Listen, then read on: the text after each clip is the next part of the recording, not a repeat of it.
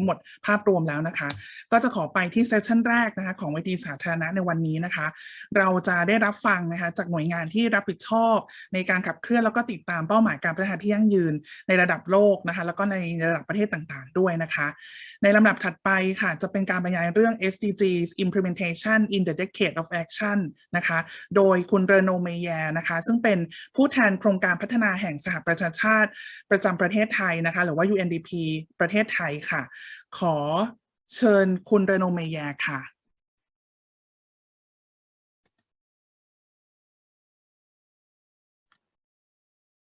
Thank you, Kunutini, and very good afternoon to everyone. My name is Renauld Meyer, and I'm the representative of UNDP here in Thailand. It's a pleasure to join you all, and a big thank you to SDG Move and Arjun Chol and all his team in Thammasat for inviting UNDP to take part in what looks like and is announced as a very ambitious and very important not only a single seminar, but a series. And I really like this clarification that Arjun Chol gave us at the beginning of this session. Very impressive two interventions followed Arjun Chol of two individuals that I have never met, but I now absolutely look forward to meeting bilaterally, which kind of puts the level in a very interesting place for us in UNDP. We've used a lot, we've heard a lot the word expert in those two interventions. We consider ourselves in UNDP not experts, but more practitioners. And I think this is the whole conundrum of this situation in which we are today, is how do we run in parallel continuation of expertise and research and theoretical understanding of this very complex and increasingly complex ecosystem in which we operate, and in which we have to remain true to our commitment to the people of delivering sustainable development and the Sustainable Development Goals, and at the same time not wait for the research to settle and to deliver results, because first of all the time is of the essence. But there is also an appetite for action, right? And this is why I think this combination of research with action is extremely important. And I will try to demonstrate this in the half an hour or 26 minutes now left of the half an hour that I will use to present a few key points. It's a very rich agenda. There are eminent speakers following me, so I will certainly not try to cover everything, but I will try to share a perspective on the issue of the SDGs and how, in a way, maybe in a very provocative way, how the simplicity of the 17 goals confronts the complexity of the situation in which our humanity is today. And to illustrate this, and maybe to give a spin, a little light spirit, and maybe humoristic, but I think very thoughtful spin to this conversation, I have delegated 2 minutes of my time to a guest, and I would like our technical friends on the other side to please run the video so that we can share, my guest can come and share his message with all of you.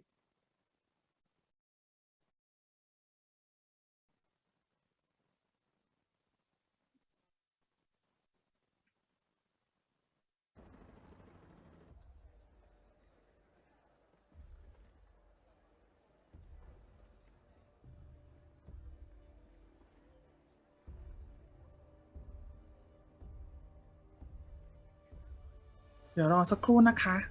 กำลังมีปัญหาทางเทคนิคเล็กน้อยนะคะ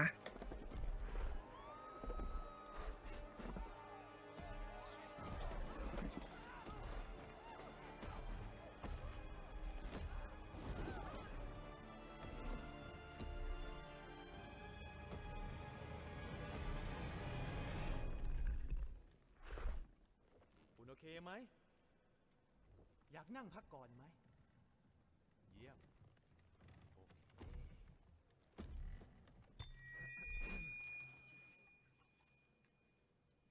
ำให้ดีนะทุกคนพวกฉันก็พอจะรู้เรื่องเกี่ยวกับการสูญพันธุ์นี่จะบอกอะไรให้นะพวกคุณคงเห็นกันชัดๆอยู่แล้วหรอว่าการสูญพันธุ์ไม่ใช่เรื่องที่ดีนักและยังจะเร่งให้ตัวเองสูญพันธุ์อีกเหรอ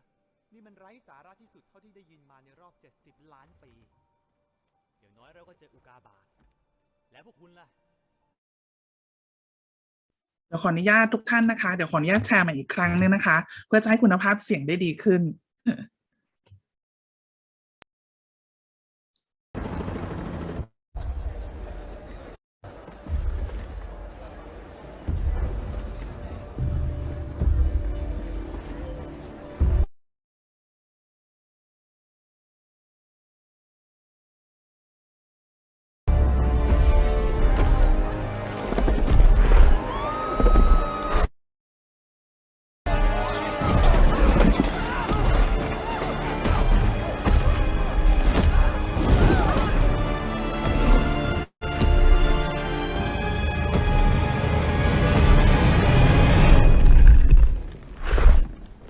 คุณโอเคไหม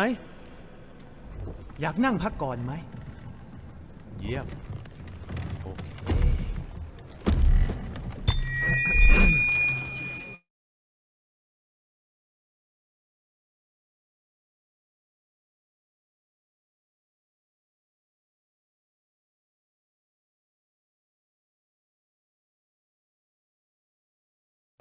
และยังจะเร่งให้ตัวเองสูญพันธุ์อีกเหรอ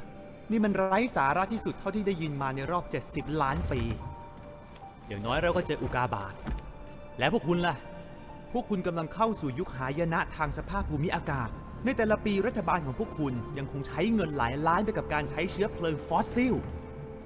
ลองนึกดูสิถ้าพวกเราใช้เงินหลายแสนล้านต่อปีเพื่อพัฒนาอุกาบาตมาถล่มโลกนี่คือสิ่งที่พวกคุณกำลังทำกันอยู่ตอนนี้ลองคิดดูดีๆคุณสามารถนำเงินพวกนี้ไปใช้กับอะไรได้บ้างคนทั่วโลกตอนนี้ใช้ชีวิตกับความยากจนมันจะดีกว่าไหมถ้านำเงินนั้นไปช่วยเหลือพวกเขาไม่รู้สิดีกว่าเอาเงินไปใช้เพื่อล้างเผ่าพันธุ์ของคุณเองไหมพูดกันตามตรงนะตอนนี้เป็นโอกาสที่ดีมากๆคุณกำลังฟื้นฟูเศรษฐกิจและฟื้นตัวจากการแพร่ระบาดครั้งนี้นับเป็นโอกาสที่ยิ่งใหญ่ของมนุษยชาติเรามีไอเดียเจ๋งๆมาเสนอทุกท่านอย่าเลือกการสูญพันธุ์จงรักษาเผ่าพันธุ์ของคุณก่อนที่จะสายเกินไปถึงเวลาแล้วที่มนุษย์ต้องเลิกหาข้ออ้างและเริ่มสร้างความเปลี่ยนแปลงขอบคุณ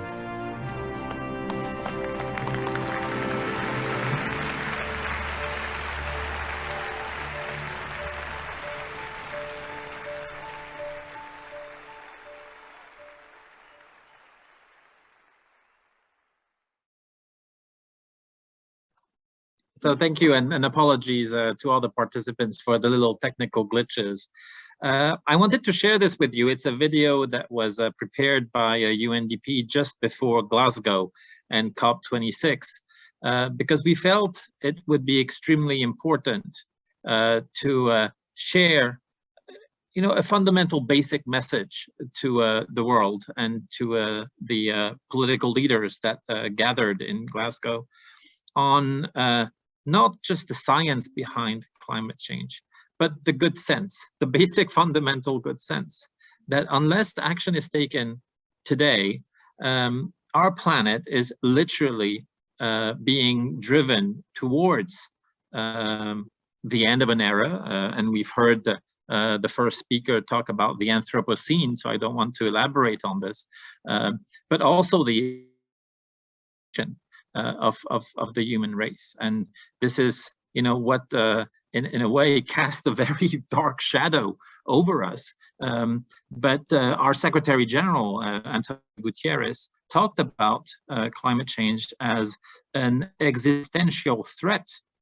to humanity. And we've heard recently in the context of the 50th anniversary of the Stockholm Conference in 1972, and we are currently, as UNDP, running consultations in Thailand on the 50th anniversary that we are preparing with Sweden, that will take place in Stockholm in June. In 1972, I was rereading speeches that were made in Stockholm in 1972, 50 years ago, and some of the text, already talked about a period where we're not listening to Mother Nature, where we are, blinded by the search of prosperity. I mean, all the advanced signals, all the alarms were already being rung and actioned 50 years ago. And clearly, we have not listened. So let me pursue. The dinosaur, by the way, is called Frankie. And let me share my screen with all of you. If this is enabled, yes. I'll just need a thumbs up to see if it's okay. Is it working? Can you see my screen? Yes. Okay, thanks, Sergeant Chol. So yeah, I've introduced to you my friend Frankie. So Frankie is now going into movies, and maybe some of you had seen him on the digital displays around the city around COP26 in a collaboration with Plan B on the digital billboards in Bangkok. We had them show this. But I mean, let's look at some facts. And we're talking about transformation, right? Because acceleration is good, but acceleration in English simply means going faster but doing the same thing, right? And I think we've passed that stage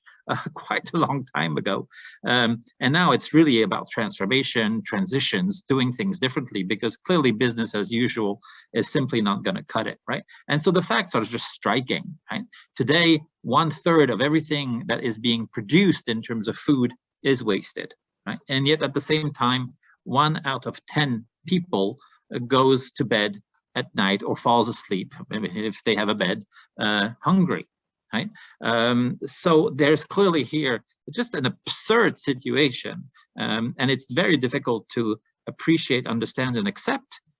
with our common sense that we are, despite how smart we are, how technologically advanced we are, that this remains a situation today.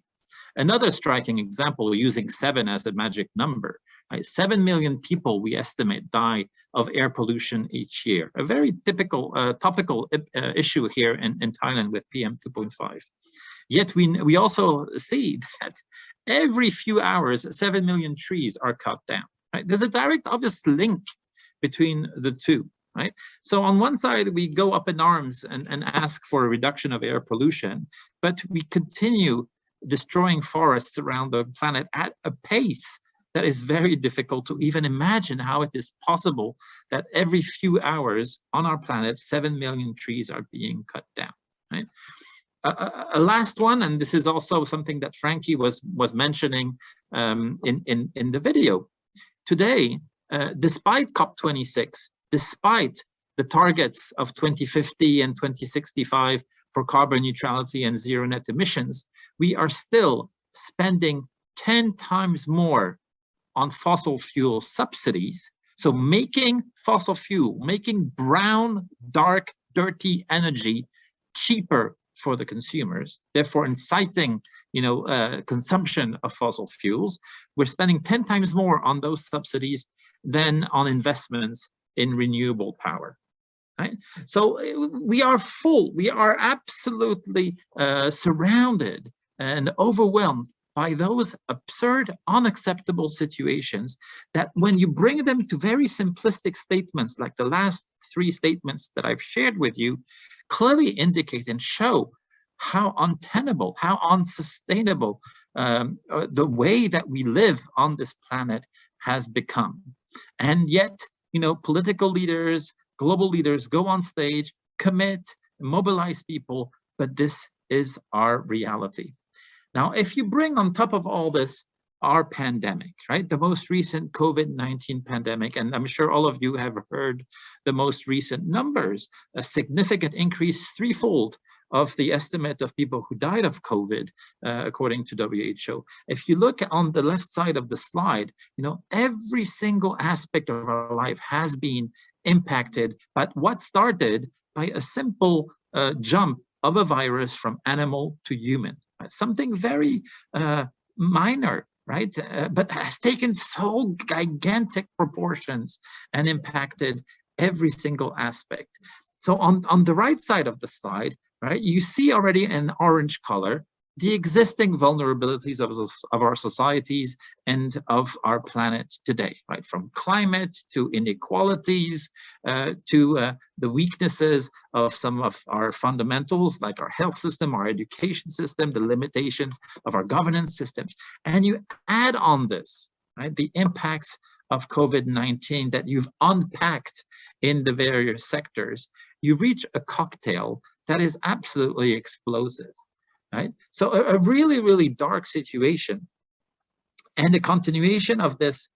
downward spiral that is taking humanity towards really, really deeply rooted challenges. And as I said, 1972, 50 years ago, Stockholm Conference, a big call, and the first time that nature and people were brought together under human environment, right? And 50 years, the situation has just gotten worse, despite our understanding and knowledge increasing on those challenges. So where does that take us when we bring this back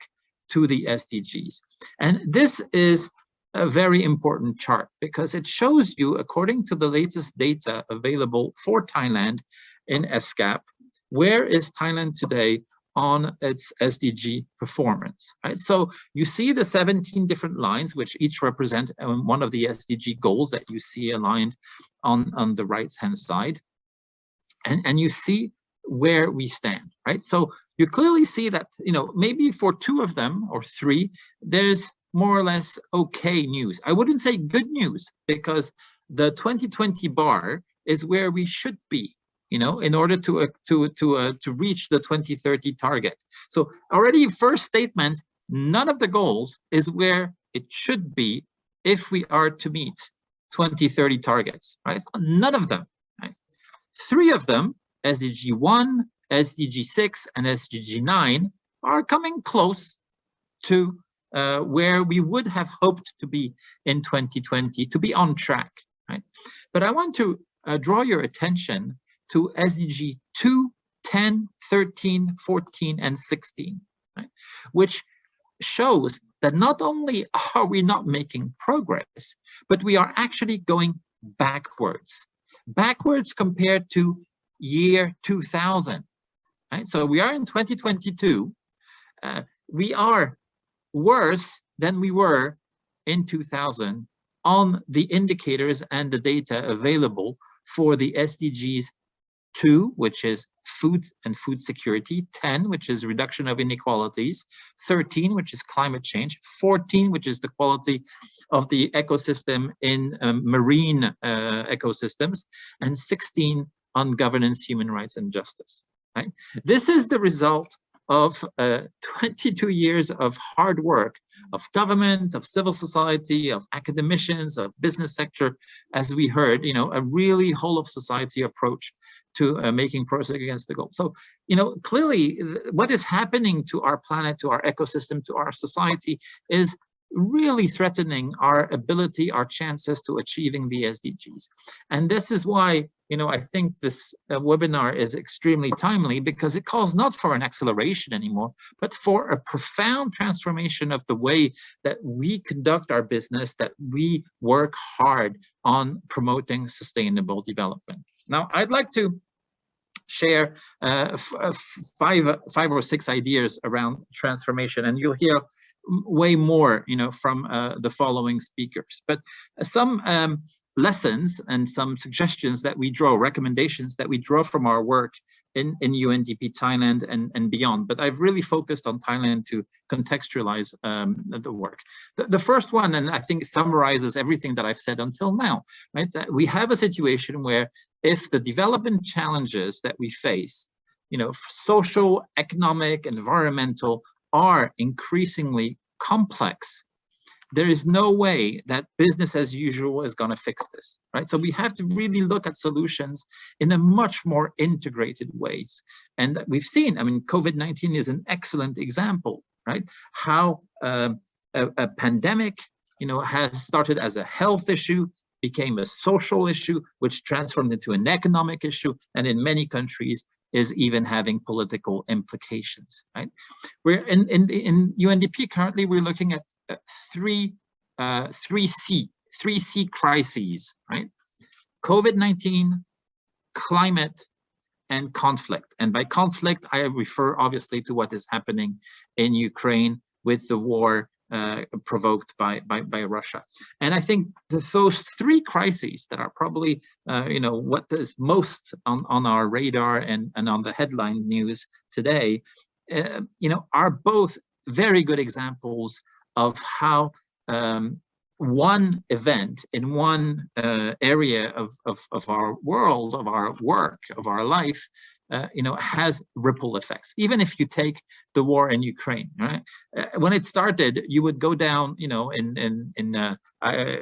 anywhere in Bangkok, and you would ask somebody on the street, how do you feel about the war in Ukraine? Most likely, people would say, "Oh, it's far from my concern. It's far in Europe. I'm not concerned about this. It's not going to impact me." Right? 3-4 months later, what do we see? Well, everybody is going to the petrol station, and what do we see? A serious increase of the prices of gas. We see a serious increase in the prices of the fertilizers, and we hear this from all the farmers. I was recently in Suphanburi, and that's the first thing I was told by the farmers, is that their fertilizers prices went to the roof. We hear from specialists and experts that there's a serious concern about food security, and the whole food systems and the food supply is being threatened because of the importance of both Russia and Ukraine on the global markets of cereals, especially, right? So clearly, and we already see it with oil, not oil, gas for the car, but oil, edible oil, right, for food. So we clearly see how one event around the world has really ripple effects in so many areas. So complex situations that call for integrated solutions. Now, if those three also show us how this nexus between people, planet, and prosperity, we have it all wrong, right? And it's not like it's new. We've known it, right? We've just didn't do anything about it, right? Prosperity is really what drives everybody, right? And I think it would be totally unfair to say, okay, let's give up prosperity. Of course not, right? Everybody wants prosperity, and of course it can be declined in different ways and defined differently for different people. But ultimately, we want improvement, right? We want improvement, whether it's quantity or quality, but we want improvement. This prosperity, requires two inputs. It requires the inputs that we produce as humans, and it requires our reliance on natural resources. And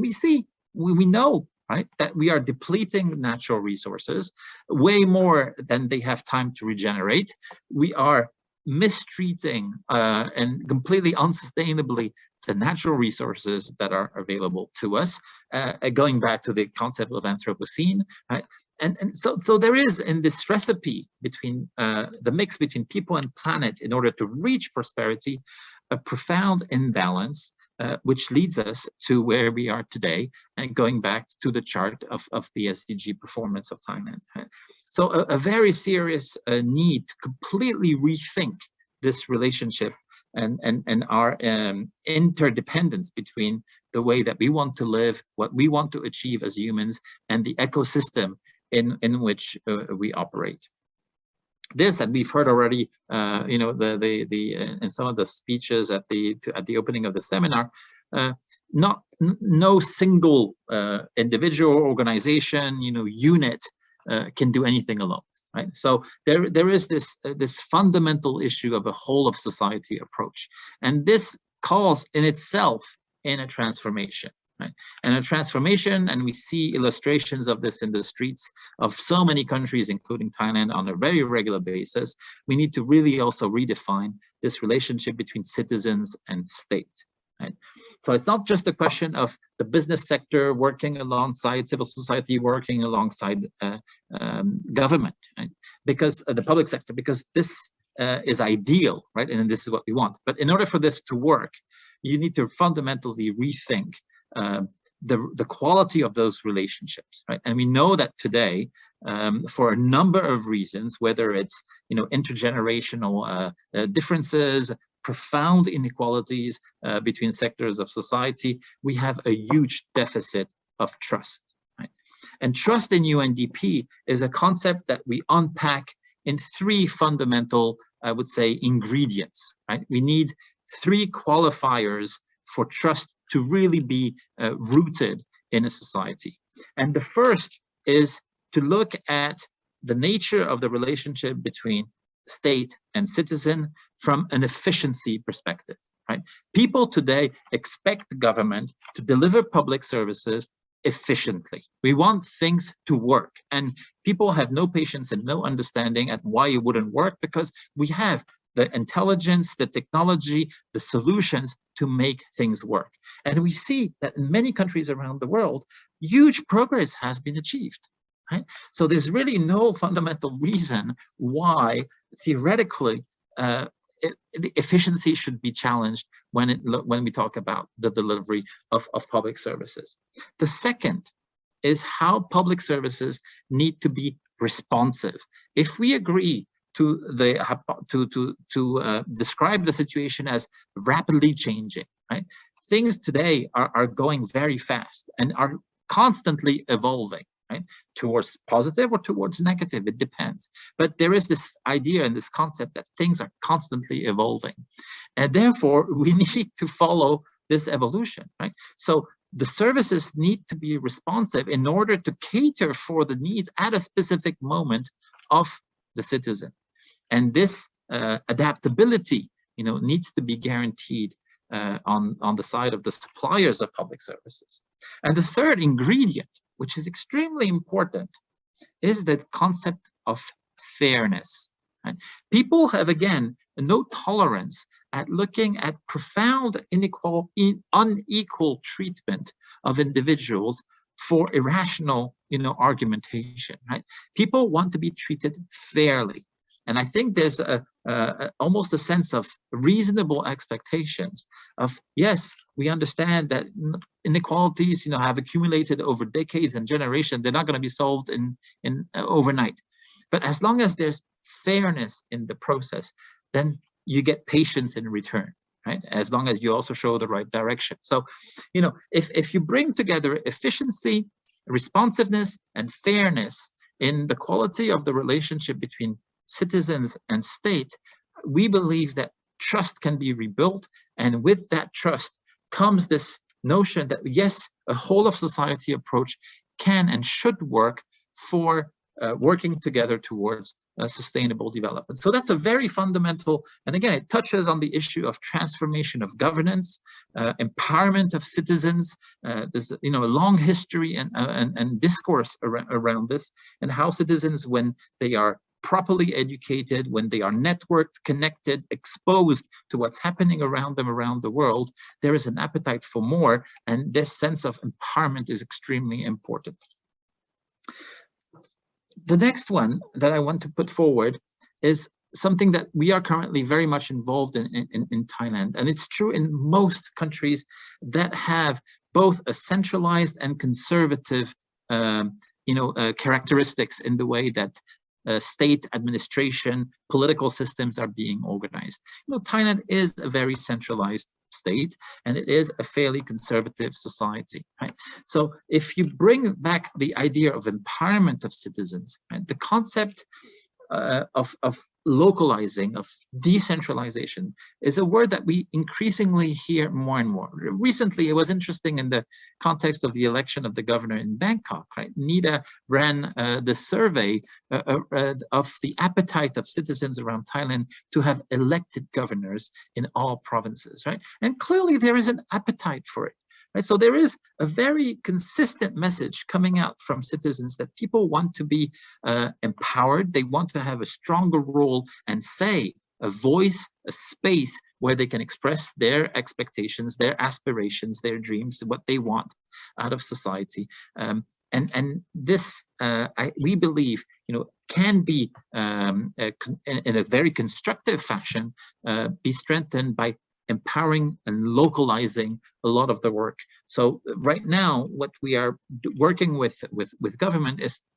what we call SDG localization, bringing the SDGs at the community level, working with municipalities, with provinces to really push on the agenda, and combining what has been for now a very top-down approach on SDGs achievement in Thailand with a bottom-up approach. And the combination of both, would not only help accelerate the progress, but also hopefully offer opportunities to rethink a little bit relationships and dynamics around the promotion of sustainable development. The last message that I want to leave with you is the role in within the framework of this whole of society, the specific role that we need the business sector, the private economic forces of our economies, to play. And here, I think over the past 20, 30 years, there's really been a revolution. I recall when I started working on development matters, as a young graduate, I was told, business sector is evil, right? They are motivated by negative. It's always money, without any respect for environment, for quality, for rights, etc., etc. I think we've seen a complete radical change of a very large majority of the private sector. Yes, of course, you still have, and they hit the news on a regular basis, issues of pollutions, of oil spill, of poor labor conditions in factories and in some places around the world. But overall, there is this consensus that it is increasingly possible to do well for a company by doing good, right? To reconcile profit making with benefits for society at large, right? So there is clearly here, I think, a very a dynamic that has started, a transformation that has started that needs to go further, because if we go back to the SDGs and who is behind progress behind the SDGs, government cannot be held accountable for every single SDGs. A very large majority of the SDGs are going to be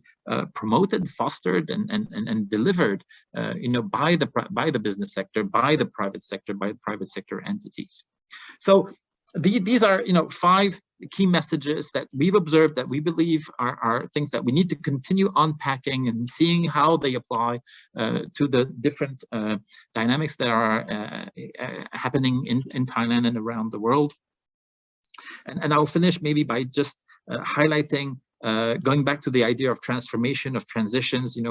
3 major transformations that we see absolutely necessary. And I'm sure that the 2 professors that are following my time will further elaborate way better than I could. But the first one is on food systems. I've already alluded to it. I think it goes back to this notion of planet versus people, the need for us to continue eating, to continue producing agricultural outputs. But if you look at the whole supply chain of food system and how it's organized, our reliance on inputs compared to what we do and all the waste that is there, this is an area of work that needs to be profoundly transformed. And Thailand here has an important role to play, where agribusiness, is an important sector of the Thailand economy, and Thailand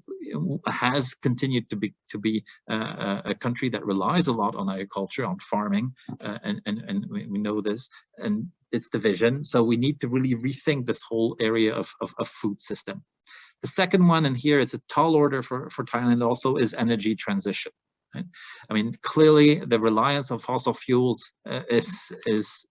needs to belong to the past. We need to find way smarter and quicker solutions to transition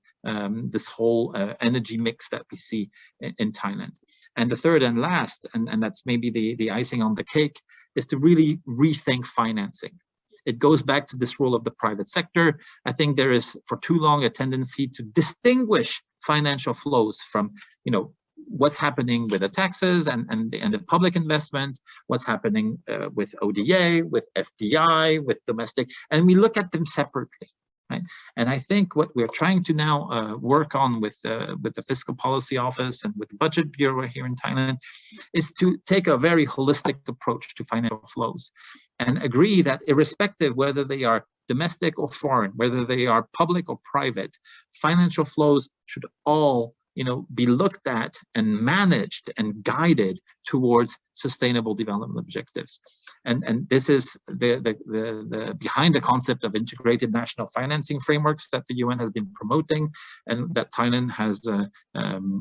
expressed interest for and that we're working on. So again, energy transition, food system transformation, and rethinking financing are also 3 key topics that are absolutely that we cannot separate, from the SDG agenda, and our quest for achieving sustainable development. Apologies to all if all this appears very convoluted, but I thought I wanted to put, as we begin this seminar, a lot of those issues on the table, and I look forward to any questions or clarification or challenges that you would want to pose if we have a few more minutes. Back to the organizers. Thank you so much. Thank you very much, Mr. Meyer,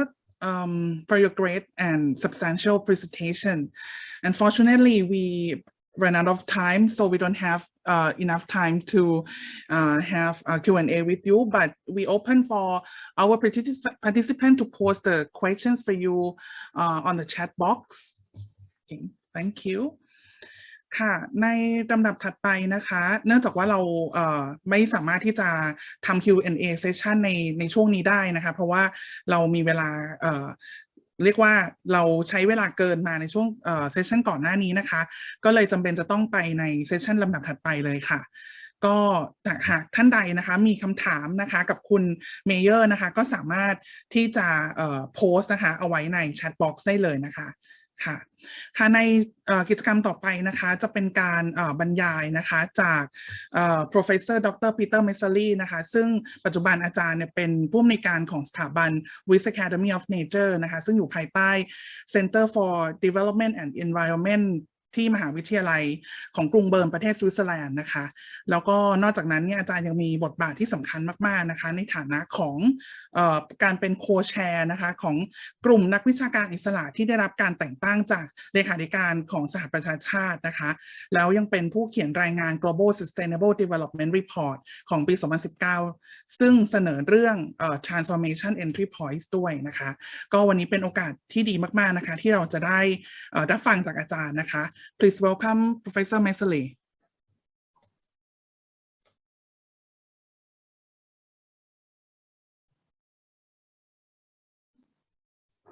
Yes, good evening, everyone. Thank you very much for giving me this huge privilege to talk to such an important audience. And I really have the pleasure to present to you some of the key insights of the United Nations Global Sustainable Development Report, which was published in 2019. And I will say more to it in a minute. I will start with this picture here. I hope you can all see it well, which shows the NASA night lights of the planet. And I think it's an excellent picture that shows the times we're living in, what we also call the Anthropocene. First, we see that there are images to the very, there are lights in the very remote corners of the world. And it is a symbol that, you know, mankind is really dominating the planet and is altering this planet in the most fundamental way. We also know that 85% of these lights are still powered by fossil fuel. And we know, as it has just been said, the energy transition is an absolute must, and we have to turn around to 85% renewables in a short time. And thirdly, we also see that there are many places where there are still very few lights, and we know people are also living there. And I think it is an important sign that also there is, of course, still a lot of inequalities on this planet happening. So in the last few years, we have the last 2 years, we have seen the pandemic with the COVID crisis. And I think it has been like a magnifying glass on the world that we live in. First of all, the pandemic has been announced by science more than 15 years ago, where scientists said it's not a question of if, but only about when the pandemic will hit. And we learned, yes, these crises are global and they're happening.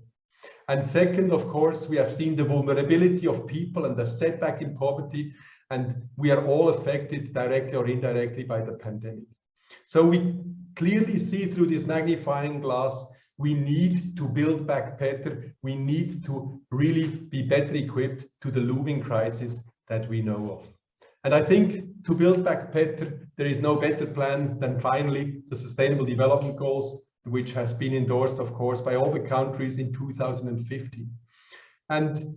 it's this also that led to this Global Sustainable Development Report, because the member state in 2016, they approached science and said, you have these great reports on biodiversity, on climate, on poverty, and so on. But what is the bigger picture? You know, how can we still see what is really happening in a more holistic way? So that was the first task given to this group of scientists. And the second question was, you know, science is excellent in warning us and, you know, about all these looming crises.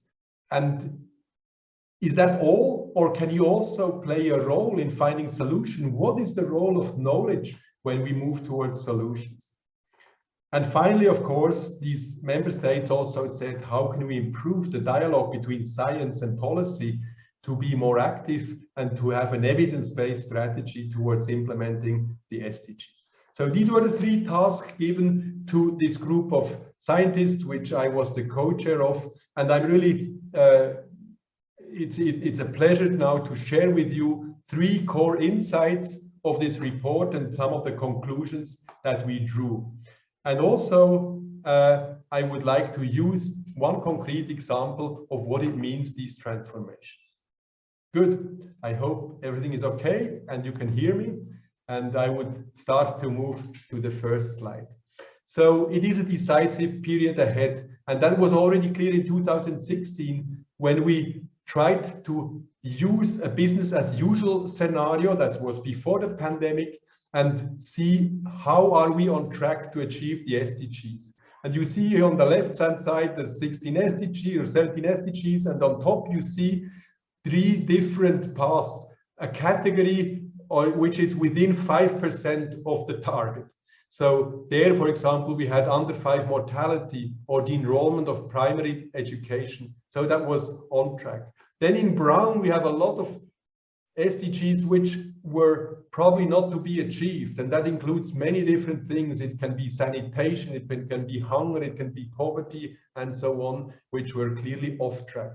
But perhaps most alarming, we see the red ones, where we see that we are not even moving into the right direction. We're actually backtracking from the SDGs. And that concerns, for example, the inequality in income. Of course, it's the environmental crisis in terms of biodiversity and climate. So with this appreciation, I think it was clear that already in 2016, we had to sound the alarm bell and say, we need to scale up and accelerate the changes towards these SDGs. But of course, perhaps we can step back a little bit and ask, you know, if we want to have a new plan, let's look at a bigger picture. And the first, of course, we can also say the development on this planet has been also a success story. And you see here a graph by Rosling, that's a statistician from Sweden, and it depicts basically on the x-axis the poverty line, and here we have the extreme poverty as defined by the UN, but $1.9. And on the y-axis, you have the number of people worldwide, and they're colored with different colors. So in red, you see Asian people, in yellow, you see European people, in blue, you see the number of people in Africa. And then you see in the time of 1850, these people have been living much below the poverty line. But let us now see how this has changed over time. And you see now the timeline is running here at the end of the 19th century. And of course, population is growing. Most people still live below the extreme poverty line. But then in the middle of the last century, people also started to move above poverty lines first. มีคนจำนวนมากนะเช่นคนในยุโรปและ US นั้นค่อยๆนะครับเลยนะครับมีรายได้มากขึ้นแล้วก็มีชีวิตอยู่เหนือนะครับเส้นความยากจนต่ำสุดนะครับก็จะเห็นว่านี่คือสิ่งที่เรามนุษยชาติก็เรียกว่าทำได้สำเร็จแต่ก็มีคำถามอีกเช่นเดียวกันว่าเรื่องที่ว่าสำเร็จนี่มันสำเร็จจริงหรือเปล่านะฮะ success story จริงไหมนะครับเพราะฉะนั้นเราจะต้องมาสู่หน้านี้นะครับนั่นคือทำความเข้าใจในความท้าทายทางในเชิงระบบบ้างไม่ว่าจะเป็นการเสียความหลากหลายทางชีวภาพสภาพภูมิอากาศที่เปลี่ยนแปลงไปโลกร้อนขึ้นแล้วก็ความไม่เท่าเทียมที่เพิ่มขึ้นเช่นเดียวกันคุณจะเห็นสีเหลืองในกราฟทางขวาบนนะครับคุณจะเห็นว่า มีความแตกต่างในส่วนเหลืองนั้นลดลงนะครับซึ่งก็คือความแตกต่างelites are becoming more the same if you live in Bangkok or here in Switzerland or somewhere in Bombay. Elites have become more rich, but the people within the countries, of course, which are marginalized, they are being excluded from the well-being that is being created more and more. And finally, turning to climate change at the bottom, you all know these curves, the hockey stick curves of global warming and the different scenarios. And we depict in this graph also that we are now approaching a temperature where some of the critical tipping points will kick in, where we also from science cannot clearly predict what will happen, but we expect accelerated changes which are very difficult to control. So for me, I must say, 3 years ago, when the UN Secretary General appeared at the Davos Forum, the WEF, the World Economic Forum, and I thought it was really a moment, a milestone moment, where he declared the following thing. I know that for some people there is this idea, well, climate change is probably something to take into account in the future, and the planet is very resilient, and the planet will not be destroyed. I fully agree. The planet will not be destroyed. In the next few centuries and millennia, we will see the planet around the sun. What will be destroyed is our capacity to live in this planet. We will be destroyed by climate change, not the planet. Okay, I think this is a moment where the UN Secretary General announces basically to the world leaders of the economy that it is an existential crisis for the future of humanity. With this, I would like to enter now into the Global Sustainable Development Report and share with you 3 insights. And the first insight refers to the SDGs and their interactions. We have asked, what do we know about the interactions between these SDGs? And you see here a matrix, 17 times 70 SDGs. And we took the whole body of scientific knowledge, all the UN reports, the scientific assessment reports, and we asked, what do they tell us about interactions? And you see here in blue, always evidence that there is a co-benefit, that if you do something on one SDG, the other SDG will also benefit. But also in red color, you see the trade-offs. That means if you try to achieve one SDG, you will have a negative impact on or a trade-off on the other SDG and conflict of interest. So just as an example, if we take SDG 2 and we say we want to end hunger now and increase productivity with the current food systems that we have, you will have, as you see, if you follow the line of the row number 2 on the SDGs, you will have a lot of positive synergies and co-benefits to others. You will create jobs, you will lift people out of poverty, you will do something good for the health, many co-benefits. But in red color, you also see the trade-offs. And we know if we scale up the current food systems, we will probably produce 90% more of CO2 and greenhouse gas emission, or we will use 50% more land, and that will have a huge effect on biodiversity and so on. So it becomes clear that if we tick only one SDG and try to solve it, we will have a lot of unintended side effects. So we must address these trade-offs, but at the same time, the blue color in this graph shows you there are a lot of synergies, and it is our chance to harness those co-benefits. So we need a systemic approach, and sustainability is not an addition where we can add 1 and 1 and 1, but it has really become a multiplication, and we have to think how we can multiply these things. And as a concrete example for it, if we move here to 3 SDG targets, sustainable agriculture, the conservation of ecosystems, and the resilience of climate change, they are connected through positive feedback loops. That means if you do something for sustainable agriculture, you have a good benefit on ecosystems conservation. And again, this will positively influence resilience to climate change. And finally, again, this will, speed up sustainable agriculture. So this is a positive feedback loop. And it can turn the wrong way. If we miss one, the others will also cycle down. So it can be a vicious circle. But if we do the right thing, it can be a virtuous circle. And I think this is the key to accelerating change. We know that linear change will be too late and not enough. So if we seek acceleration, we must target such positive feedback loops to curve the line from linear to exponential change. So this being said, our first conclusion was clearly we cannot treat the symptoms, use the SDGs and tick off symptoms of problems we want to solve. We really need to address the underlying systems which produce the outcomes. And we have to think systemically. And we see here 4 essential systems which will decide on the future of our world. It's, of course, the sustainable and just economies. It's, as it has been said, the energy decarbonization and access. It's about the food systems and nutrition patterns that we develop. And finally, also urban and peri-urban development, keeping in mind that most of the cities will still be built in this world. And these decisions will last for a long time. It will define the path in which we are locked in. But beyond these 4 systems, we also feel that we have to also redefine what human well-being is and what are the capabilities we want to develop. And finally, how do we protect the global environmental commons which are beyond our territories? So these are 6 entry points that we say are possible to urgently address the transformations at a universal scale. But how, of course, can these transformations happen? And I would like to go to a second insight of our study. If you look at this graph here, you see that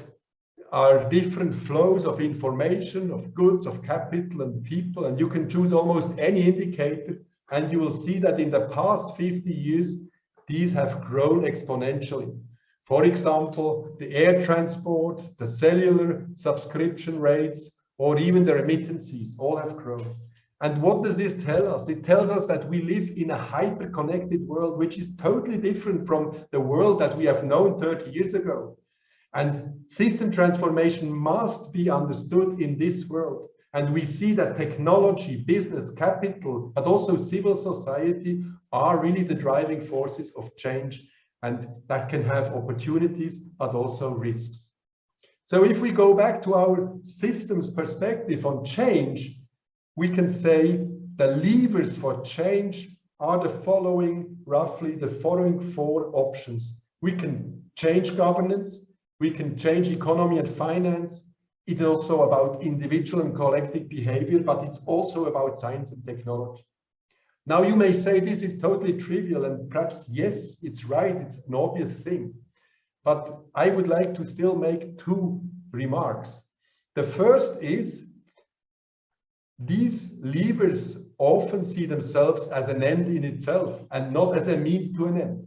So these levers need to understand they are a purpose for something.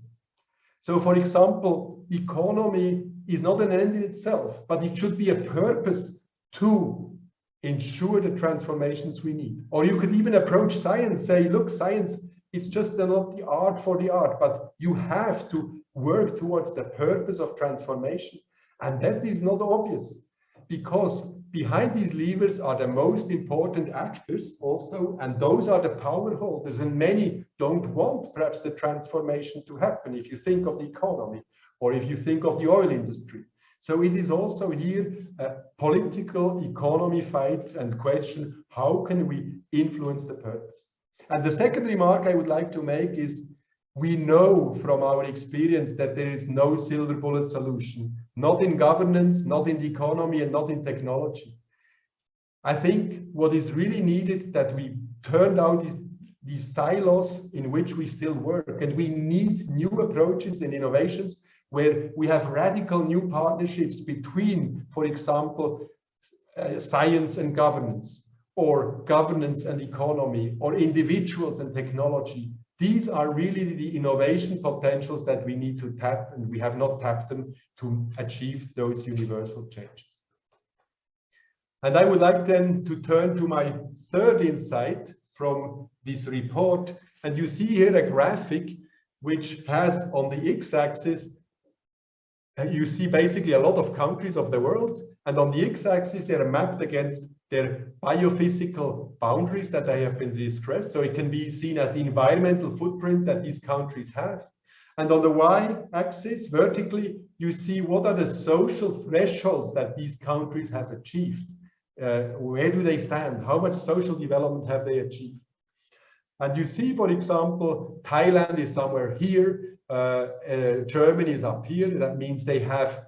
a high social threshold, but at a very high cost in terms of environment. And vice versa, you may take Sri Lanka on the left-hand side, which has still a lot of catching up to do in terms of social development, but of course has not transgressed many environmental boundaries.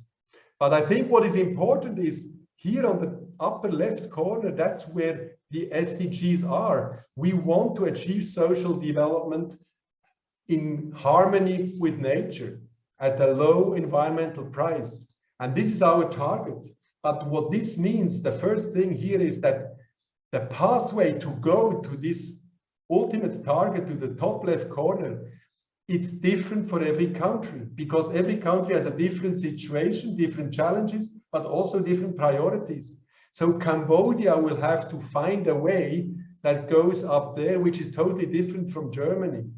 And Thailand, somewhere there at the middle arrow, will also find its own way to reach this target. It also means that the most known pathway, which basically is labeled grow first and clean up later, cannot be the solution.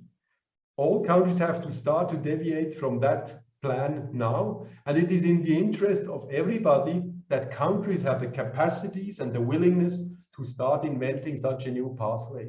And frankly saying, if I'm sitting here in Switzerland, I think we have not a lot to teach to other countries, because we have done all these mistakes, and we can only help with our competence and our science to reinvent the new pathways for Cambodia or Thailand and so on. Good. If we take that insight and translate it into the graph we had before, where we say we have universal system transformation and we need to use those levers, then it means that every country will have to choose and combine the levers according to its own situation. And that is what we call the pathways to transformation. This is basically a context-specific configuration of the different levers to achieve the universal challenges that we have on this planet. I hope it has been clear so far, and I would like to perhaps give you a quick summary here. So if you look at the Global Sustainable Development Report, that's, you know, if you don't want to read the 150 pages, we will talk about all these levers and about specific pathways, and we will end with a call to action. But let me quickly perhaps, you know, exemplify that using the food system transformation. And of course, in 2019, shortly after our report, we were very happy to learn that the Secretary General has announced a food systems summit, which has been taking place, of course, last year,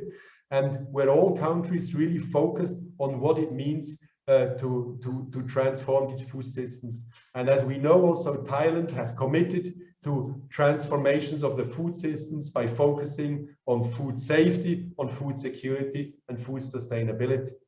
But what does it mean now? It basically means if we want to achieve that in one specific country, we have to see what is the knowledge available. And there is a lot of knowledge in all these four levers. If we take the food systems from the production, not only as agriculture, but all the way through the value chains to the consumption, we will find a wealth of knowledge already existing in the industry, in the science, in the governance. And there is a richness of innovative ideas which is around. And I think we can tap on that, we can work on it. And I think it is very important to address those key stakeholders to move and apply these innovations for this common purpose and to work together in a new way. So going perhaps now to the case of Thailand here on the left-hand side of an ideal food system that we imagine in harmony with nature. I think the first thing we have to acknowledge, it is a different situation from the food system here on the right-hand side, which is in the middle of Switzerland, that would be outside of my window. And we have different problems and we have different priorities. So I think we first, remembering this graph, we have to acknowledge there is no way of copy-pasting solutions from one place to the other, but we really have to invent the pathway of Thailand towards this food system transformation. That means nothing else than looking at the knowledge, talking to the key stakeholders of these levers, and building a coalition for change on such important transformations. Second, of course, we should also remember that we need these pathways in different places of the world, and it must be in our interest that other countries, our neighboring countries, also have a chance to find that. So leaving no one behind is not only a question of fairness, it's also our very self-interest that we all start moving into one direction. But then, of course, how to do it? And I think we have to think beyond territories. We have seen we're living in this hyper-connected world. And that means that these levers are highly connected across countries from one place to the other. And our Swiss food system is highly connected to the Thai food systems through the products and the capital and the goods that are circulating. What does this mean for the public sector and the international cooperation? I think it is very important that we have the leadership of, defining the purpose of change, and also of overseeing that these things are happening in a fair way. Because we should remember that while we try to regulate most of the things in our territories, the flows that connect us are still often in a vacuum of regulation. And we know, for example, the 10 top agricultural commodity traders are controlling 90% of all trade. Or if we go to food and beverage processing, also there the top 10 are controlling 90%. So the question is really how the public sector, but also international cooperation, can play its role, that these are just transformation and that we can really work together in this way. So I would like to conclude this short input by coming back to the bigger picture, and I hope it was not too much up in the sky and too far away from the realities of Thailand, which I have only limited knowledge, and you can draw something from that. But in conclusion, I think we have three important challenges. We have the environmental crisis, we have inequalities, and we have dysfunctional systems. And there are two slogans that connect always two of them. We have a slogan that is called climate justice or environmental justice. That means we can only deal with the environment if we also think about the inequalities globally, but also within a country. And the second slogan is system change, not climate change, or system claim, not environmental change. So we cannot handle these as symptoms, but we have to address the underlying driving forces. And I would like to ask you, do you really believe that? Have you believed this in 2015? If we are really, really honest, can we really subscribe to it? If we say no, we should be aware that we are making ourselves an accomplice of a small elite of people who basically try to ignore what is happening in the environment, and we hope that for us, or perhaps the next generation, things will go well. And that's very critical, and we're part also of ignoring realities and the facts of science. And that's very dangerous. But if we can say yes to that and say we truly believe that that's the way we need to move forward, then I think we need to combine these two slogans into this new slogan of saying we need a transformation, but it must be just, and that must be our guiding slogan to work forward. So to conclude, I really hope that we have the courage to commit and subscribe to that, and I wish you all the best in your work, and thank you very much for your attention. Thank you very much, Professor Messerli, for an insightful and inspiring presentation. Next, we will have Q&A sessions, and we are going to use the interpretation function below in Zoom. So our interpreter will translate from Thai to English and English to Thai. ค่ะในลำดับถัดไปนะคะก็จะเป็นช่วง Q&A นะคะกับอาจารย์เมสซารี่นะคะก็อยากจะเชิญชวนทุกท่านที่มีประเด็นอยากร่วมแลกเปลี่ยนกับอาจารย์นะคะท่านสามารถถามเป็นภาษาไทยได้เลยหรือจะแชทเข้ามานะคะแล้วก็เราจะมีฟังก์ชันใน Zoom นะคะ Interpretation อยู่ด้านล่างท่านเลือกเป็นภาษาไทยเป็นภาษาอังกฤษเป็นไทยได้เลยนะคะก็จะใช้แบบนี้นะคะในช่วงนี้ค่ะอาจจะเริ่มจากทางทีมวิจัยของเราดีไหมคะในโครงการอยากจะเชิญชวนทางทีมวิจัยเราเริ่มก่อนเลยค่ะเชิญอาจารย์ชนค่ะได้ครับ Okay, perhaps I ask in English first, but the others can also ask in Thai. So the first question would be, in your opinion, as you propose the transformation entry points, the 6 of them, I wonder if you think those entry points are appropriate to all societies or countries, or could there be a situation where entry points in each country might be different, and if we want to find the entry point that fits our own context, do you have any suggestion how we should do that? Thank you very much. You know, we choose the word entry points because behind these entry points, there is a system which is anyway highly connected between people and people and people and the environment. And from a global perspective, we feel that these are entry points which have a universal character, because these are the things the world needs to address. We cannot ignore the energy transition. We cannot ignore the food, and we cannot ignore how we produce and consume our goods, and so on. So that has been a proposal. But I still want to say it's an entry point. I must say, if you start working on your food system, you probably will also encounter energy questions, or you will encounter economic questions. So I would not insist, this is not an ideology or a religion. I would leave it, of course, to the country where it's the best to start and where is the opportunity to create a coalition of actors who start working. The only thing I would like to say is we need to think systemically. We need to think what are the trade-offs and the co-benefits. How can we overcome the dysfunctionality, and how can we move towards these virtuous cycles where we can trigger positive feedback loops, because we need to think systemically to have the acceleration that we need so urgently. So I would be very open to that. So, but that would be one condition. And the other condition, to put it very simply, we always have to think what is a means and what is an end, and we should not confuse the two things. So I'm a scientist, and you know, I'm fighting with my science colleagues of saying, of course, science for the science is nice, and I'm also a curious person, and we can continue to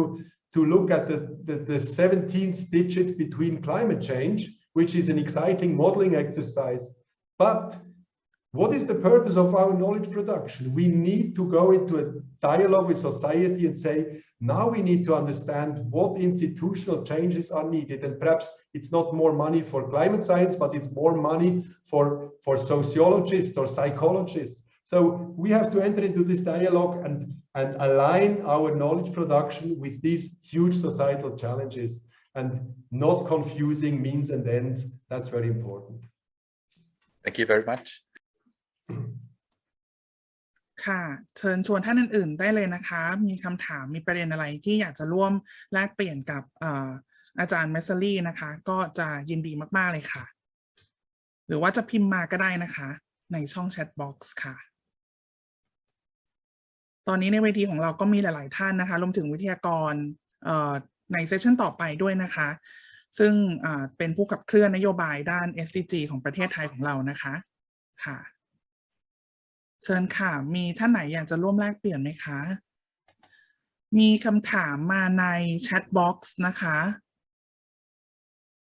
There's a question in chat box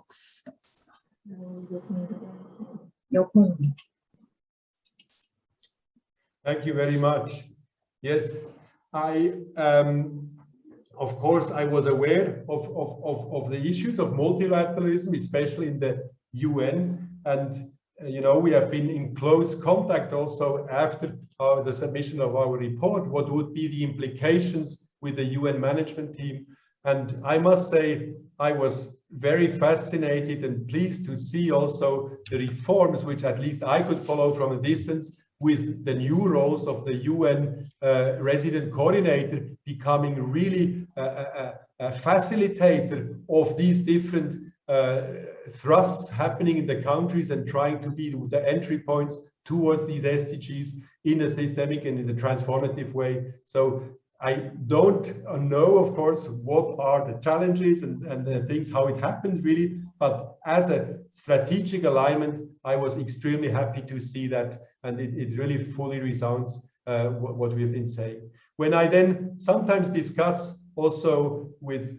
international agencies or even international development cooperation agencies, we sometimes still have a little bit of disputes. For example, the Swiss development agencies, they very much facilitate, of course, you know, economic exchanges or industrial exchanges, and they support, become the facilitators of the other levers of science, of technology, and so on, which of course is very important. But I think we are seeing a lot of collaboration in a globalized way, and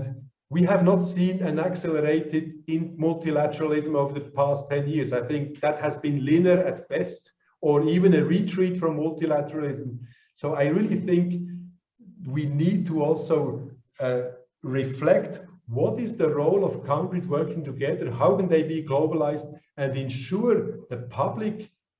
you know, guidance and leadership on the other levers of change. That is a core challenge which needs to be fulfilled, and we don't need to put ourselves only in the service of the other levers. We are a lever in itself, and we need to take this responsibility, especially when it comes to defining the purpose and overseeing the equity and justice questions which are involved here. ค่ะขอบคุณคำถามจากดร.วนันท์นะคะต่อไปเชิญทางสำนักงานการเกษตรต่างประเทศค่ะยกมืออยู่ Thank you very much. We from Ministry of Agriculture and Cooperatives. I have to congratulate your success that when you're writing up the report and you can have the global summit on food system transformation. One thing I'm very curious is that how the science, technology, and innovation can really in action for transformation of the food system, because that's what we are trying to identify. And I think that action is really needed, especially under the Thailand condition that we have everything, I have to say, but it's very segmented,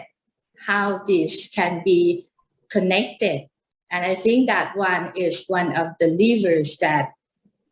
what type of action or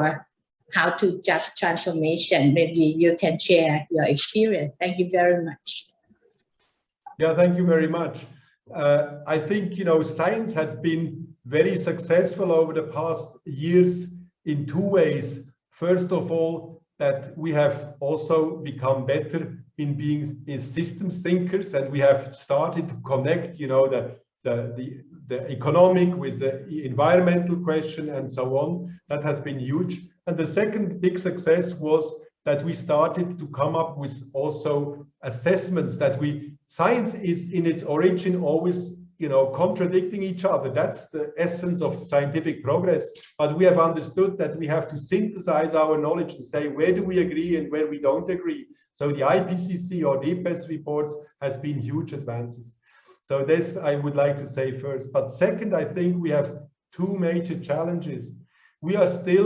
Scientists are still working on describing the problems. We always focus on what is the problem and describe the world. And we now have, with the 2030 agenda or with the Paris Agreement, you know, countries have given themselves a new goal. And now we have to turn this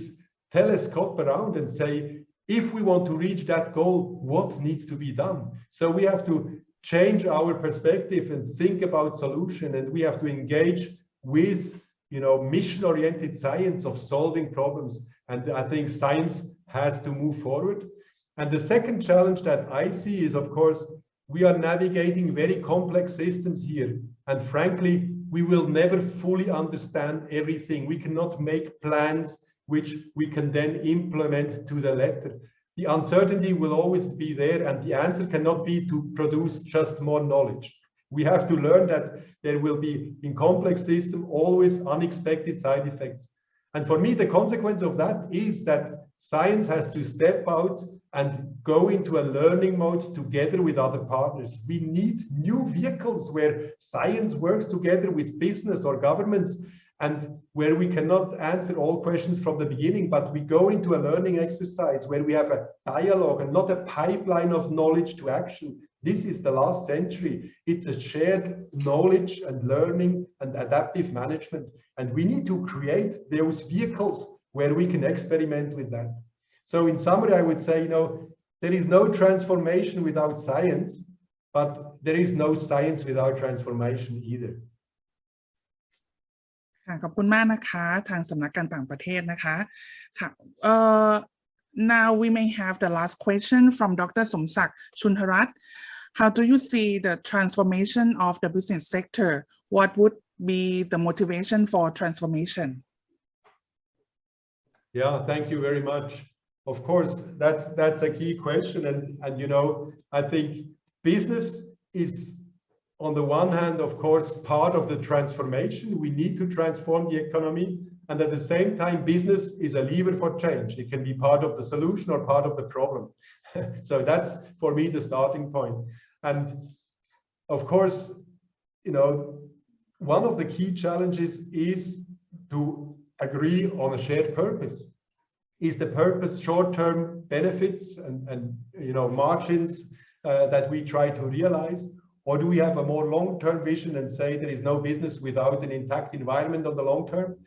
This is a dialogue that needs to happen, and somebody needs to facilitate that dialogue. And I think science can play a role by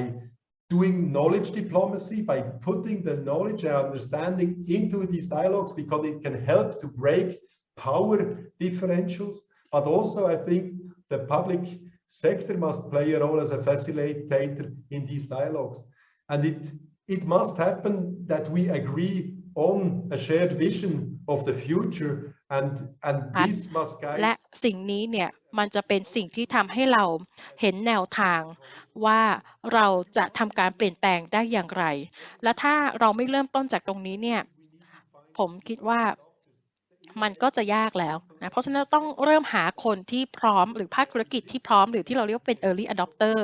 ที่จะเข้ามาร่วมหารือซึ่งผมคิดว่าตรงนี้มันเป็นโอกาสที่ดีมากๆเลยและผมเองก็ทราบนะครับว่ามันไม่มีสูตรสำเร็จใดๆมันเป็นเรื่องยากเพราะฉะนั้นเนี่ยโมเดลที่เป็นโมเดลธุรกิจในเชิงนวัตกรรมเนี่ยมันเป็นสิ่งสำคัญเพราะฉะนั้นสิ่งต่างๆเนี่ยมันก็จะถูกขับเคลื่อนด้วยนวัตกรรมใช่ไหมครับแล้วก็ business เนี่ยมันก็เป็นส่วนหนึ่งของ solution ด้วยนะคะก็เนื่องจากว่าดิฉันอาจจะไม่สามารถถามคำถามได้ทุกข้อในช่วงเวลาที่ for spending your precious time with us today. It is a very great honor to have you with us. ค่ะก็ในช่วงนี้นะคะก็ต้องขออภัยทุกท่านนะคะเรามีเวลาจำกัดก็คงจะต้องขออนุญาตจบในช่วงของอาจารย์ปีเตอร์เมสเซอรี่เพียงเท่านี้นะคะ Thank you very much Peter ค่ะก็ในลำดับถัดไปนะคะเราก็จะไปสู่ในการกิจกรรมในช่วงต่อไปนะคะก็จะเป็นเวทีเสวนาสาธารณะนะคะซึ่งก็จะมีการพูดคุยนะคะระหว่างผู้วิทยากรผู้ทรงคุณวุฒิหลายท่านนะคะที่เป็นผู้แทนของภาคส่วนต่างๆที่มีความสำคัญต่อการขับเคลื่อนนะคะนโยบายด้านความยั่งยืนของประเทศไทยนะคะซึ่งในเบื้องต้นนะคะดิฉันก็จะขออนุญาตได้แนะนำวิทยากรนะคะในการเสวนาหัวข้อประโยชน์และความท้าทายในการขับเคลื่อน SDGs นะคะตามแนว Sustainability Transformation ซึ่งวันนี้เนี่ยผู้ร่วมเสวนาของเรานะคะประกอบด้วยท่านแรก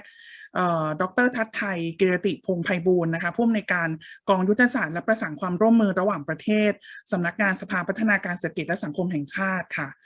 ท่านที่2นะคะ รองศาสตราจารย์ดร.ปัทมาวดีโภชนุกูลค่ะผู้อำนวยการสำนักงานคณะกรรมการส่งเสริมวิทยาศาสตร์วิจัยและนวัตกรรมหรือสกสวค่ะท่านที่3นายแพทย์สมศักดิ์ชุนหรัตน์นะคะประธานมูลนิธิสาธารณสุขแห่งชาติค่ะและท่านที่4นะคะดร.วนันท์เพิ่มพิบูลผู้อำนวยการองค์กร Climate Watch ประเทศไทยค่ะแล้วก็ในช่วงนี้นะคะที่ฉันขอเชิญผู้ช่วยศาสตราจารย์ชลบุญนาคนะคะเป็นผู้ดำเนินรายการค่ะขอเรียนเชิญอาจารย์ชลค่ะขอบพระคุณอาจารย์แอมครับแล้วก็ขอบพระคุณผู้ร่วมเสวนาทุกท่านในวันนี้นะครับเดี๋ยวก่อนที่เราจะเริ่มกันผมขออนุญาตแนะนำช่วงการเสวนาแล้วก็พูดถึงเรียกว่าลำดับของการพูดคุยกันแล้วกันนะครับสำหรับการเสวนาในวันนี้เป็นหัวข้อเรื่องของประโยชน์และความท้าทายในการขับเคลื่อน SDG ตามแนว Sustainability Transformation นะครับซึ่งมีวัตถุประสงค์ที่อยากจะเชิญภาคส่วนที่เกี่ยวข้องกับการขับเคลื่อน SDG เนี่ยมาร่วมแสดงความเห็นกันครับว่าแนวคิดนี้มีประโยชน์และความท้าทายในการนำมาขับเคลื่อนในประเทศไทยอย่างไรนะครับโดยจากมุมมองแล้วก็ประสบการณ์ของแต่ละท่านนะครับแล้วก็จะขอให้แต่ละท่านได้ลองเสนอสักนิดหนึ่งว่าประเด็นไหนนะครับที่น่าจะจำเป็นต่อบริบทไทยนะครับประเด็นที่จะเอามาเป็นเรื่องของ transformation เนี่ยนะครับสำหรับการเสวนาจะแบ่งออกเป็น3 ช่วงหลักๆนะครับโดยช่วงแรกเนี่ยจะขออนุญาตให้แต่ละท่านใช้เวลาประมาณสัก10 นาทีโดยช่วงนี้คำถามหลักก็คือขอให้แต่ละท่านได้ให้มุมมองครับจากประสบการณ์ว่าท่านเห็นประโยชน์และความท้าทายในการขับเคลื่อน SDG ตามแนว Sustainability Transformation หรือไม่อย่างไรนะครับนี่คือช่วงแรกช่วงที่2จะเป็นช่วงที่อยากจะชวนคุยต่อว่าท่านคิดว่าในประเทศไทยเนี่ยควรจะมีการขับเคลื่อน SDG ตามแนว Sustainability Transformation ลักษณะใดหรือรูปแบบใดหรือว่าประเด็นใดนะครับที่น่าจะเป็นประเด็นชูโรงสำหรับประเทศไทยที่เหมาะกับบริบทของไทยแล้วก็ช่วงนี้จะประมาณ5 นาทีนะครับแล้วก็รอบสุดท้ายก็คือเป็นการฝากให้กับผู้เข้าร่วมสัมมนานะครับในฐานะที่เป็นผู้ที่ร่วมผลักดันส่งเสริมการขับเคลื่อน SDG กันเพราะว่าวันนี้ร้อยกว่าท่านที่เข้าร่วมในวันนี้เนี่ยส่วนใหญ่ก็จะเป็นทั้งภาครัฐภาคประชาสังคมนะครับแล้วก็ภาควิชาการที่ทำงานเรื่อง SDG อยู่แล้วนะครับสำหรับเรื่องลำดับครับเดี๋ยวในช่วงรอบแรกผมขออนุญาตเรียงจากทางดร.ทัศไทยอาจารย์ปัทมาวดีคุณหมอสมศักดิ์แล้วก็ดร.วนันท์แล้วกันนะครับแล้วเดี๋ยวในรอบถัดไปจะเรียงย้อนกลับมาคือเป็นดร.วนันท์ไล่ย้อนกลับมานะครับก็เดี๋ยวในลำดับแรกนี่ผมขออนุญาตเรียนเชิญดร.ทัศไทยก่อนแล้วกันนะครับเชิญดร.ทัศไทยเลยครับขอบคุณครับอาจารย์ชนครับผมทัศไทย เกรติพงษ์ไพบูลย์นะครับเป็นผู้แทนสภาพัฒน์ในวันนี้นะครับก็วันนี้นะครับเมื่อกี้ก็ได้ฟังเกี่ยวกับเรื่องของ sustainability transformation นะครับจริงๆก็ต้องขอบอกว่าตัว transformation เนี่ยเป็นเรื่องที่สำคัญมากนะครับแล้วก็หลายๆท่านอาจจะคุ้นเคยกับคำว่า transformation ในช่วงที่ผ่านมาที่สภาพัฒน์เองก็ได้ใช้คำนี้นะครับในการที่เป็นธีมหลักของแผน 13นะครับที่ใช้ว่า Thailand Transformation นะครับหรือว่าเราใช้คำว่าพลิกโฉมประเทศไทยซึ่งตรงนี้นะครับเรามีจุดเน้นย้ำครับในช่วง5 ปีต่อจากนี้นะครับว่าเราเนี่ยจะทำยังไงให้เกิดการพลิกโฉมประเทศไทยขึ้นมาได้นะครับซึ่งผมเข้าใจว่าตรงนี้เนี่ยน่าจะตรงกับหลักการที่เด็กกี้ทางอาจารย์ได้นำเสนอขึ้นมานะครับแล้วก็รวมทั้งหลักการของ Sustainability Transformation ที่ว่าจะทำยังไงให้พลิกโฉมอย่างยั่งยืนนะครับนี่เป็นโจทย์หลักของเราเลยนะครับก็จริงๆแล้วถ้าเกิดเราลองดูตัวการประเมินในช่วงที่ผ่านมาเนี่ยเราเจอปัญหาหลายอย่างนะครับเช่นปัญหาที่ว่าการพัฒนาดีนะครับแต่ว่าสังคมอาจจะมีปัญหาแล้วก็สิ่งแวดล้อมอาจจะไม่ยั่งยืนนะครับมันก็เป็นโจทย์ที่เราได้มาในช่วงของต้นของแผนการพัฒนานะครับในช่วงแรกๆเลยนะครับหลังๆเนี่ยเราเริ่มมีเศรษฐกิจเริ่มถดถอยแล้วนะครับแล้วก็อาจจะสังคมก็เริ่มมีปัญหานะครับแล้วก็สิ่งแวดล้อมเนี่ยก็เริ่มมีปัญหาตามมาเช่นกันนะครับโดยเฉพาะในช่วงของโควิด -19 เนี่ยนะครับก็คำว่าSustainability Transformation เนี่ยก็คงเป็นตัวหนึ่งที่เน้นย้ำได้ว่าทำยังไงให้เกิดความสมดุลนะครับแล้วก็สมดุลตรงนี้คงไม่ใช่แค่เฉพาะเรื่องสิ่งแวดล้อมแต่ผมแอบเห็นไปด้วยว่าจะให้ความสำคัญกับเรื่องของตัว finance and economy ด้วยแล้วก็รวมทั้งเรื่องของตัว just society นะครับเรื่องของสังคมด้วยนะครับซึ่งผมเข้าใจว่าอันเนี้ยเป็นจุดที่สำคัญมากๆนะครับผมขอให้ข้อคิดเห็นอย่างนี้ครับว่าในส่วนที่ในที่ทางท่านอาจารย์เสนอเนี่ยจะมีตัวที่เราเรียกว่าเป็นคานงัดหรือเป็น levers อยู่นะครับอันนี้เนี่ยผมเห็นว่าค่อนข้างสำคัญมากๆนะครับในส่วนตัว4คานงัดที่นำเสนอขึ้นมาแล้วก็4คานงัดเนี่ยจริงๆแล้วเป็นถ้าเกิดในภาษาของแผน 13เนี่ยอาจจะเรียกว่าเป็น enabling factor หรือว่าเป็นตัวหนึ่งที่เป็น key success factor ขึ้นมาได้นะครับโดยเฉพาะในเรื่องของตัว science and technology นะครับที่จริงๆในปัจจุบันเนี่ยเราให้ความสำคัญมากโดยเฉพาะทางเศรษฐศาสตร์เนี่ยเรารู้อยู่แล้วว่า ประเทศเราเนี่ยต้องการที่จะเป็นเรียกว่าเราวางจุดหมายเอาไว้นะครับวางจุดหมายเอาไว้ในการสิ้นตัวแผนยุทธศาสตร์ชาติครับ20 ปีว่าเราอยากจะเป็นประเทศที่พัฒนาที่มีรายได้สูงนะครับตรงนี้เนี่ยการที่เป็นประเทศรายได้สูงเนี่ยจริงๆแล้วตัวถ้าเกิด capital กับ labor ตัว K กับ L ของเราเนี่ยอาจจะมีข้อจำกัดสูงมากนะครับตัวหนึ่งที่น่าจะเป็นคานบีบคั้นงัดได้ตาม solo growth model ก็คือตัวเทคโนโลยีนะครับหรือว่าตัวที่เป็น residual ในตัวโมเดลตัวนั้นนะครับซึ่งอันนี้เนี่ยก็เป็นตัวให้ความสำคัญมากๆเหมือนกันที่ผมอยากจะเน้นย้ำตัว STI นะครับ Science Technology ตรงนี้ขึ้นมานะครับ Innovation ด้วยนะครับแล้วก็ในประเด็นอื่นๆนะครับพวก governance economy and finance แล้วก็ตัวindividual and collective action เนี่ยจริงๆก็คือมีความสำคัญมากอยู่แล้วนะครับก็คงเป็นสาเหตุหนึ่งที่ทำไมวันนี้ทุกท่านอาจจะเข้ามาร่วมกันเป็นเน็ตเวิร์กในวันนี้นะครับเพราะว่าต้องการสร้างที่เรียกว่าเป็นนอกจาก individual action เราต้องการสร้าง collective action ด้วยนะครับในการที่จะเสริมขึ้นมาให้มันเพิ่มมากขึ้นนะครับต่อจากนั้นนะครับถ้าเกิดทางกับคำถามจากทางอาจารย์ชนที่ว่าตัวนโยบายในการขับเคลื่อน SDG ตามแนวตัว sustainability transformation เนี่ยนะครับมีความท้าทายยังไงนะครับผมขอเน้นคำว่าความท้าทายตัวหนึ่งแล้วกันนะครับที่เราเห็น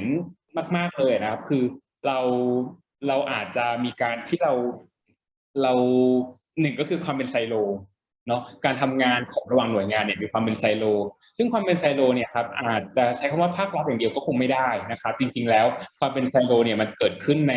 วัฒนธรรมองค์กรเกือบทุกที่นะครับไม่ว่าจะเป็นภาครัฐเองภาคเอกชนเองที่มีเครือข่ายการพัฒนาระหว่างกันนะครับก็ยังมีความเป็นตัวชั้นตัวเธออยู่รวมทั้งสถาบันการศึกษาเองก็มีความเป็นไซโลอยู่นะครับเพราะฉะนั้นเนี่ยไม่ว่าตัวแผนที่จะมีการนำเสนอยังไงก็ตามไม่จำเป็นต้องเป็นแผนประเทศอย่างเดียวนะครับแต่เป็นแผนของระดับโลกเองก็ตามเนี่ยในเมื่อเรามีการเป็นไซโลอยู่มีความเป็นรู้สึกว่าเป็นของฉันของเธอหรือว่าทุกคนจะเป็นต้องพึ่ง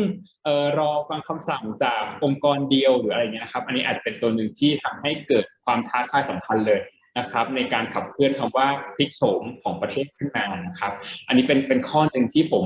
ขออนุญาตเน้นย้ำตัวความท้าทายเอาไว้นะครับอันที่สองเนี่ยผมคิดว่าตัวหนึ่งเลยที่คงไม่พูดไม่ได้เลยก็คือเรื่องของตัวช็อคหรือว่าตัวสถานการณ์เป็น economic shock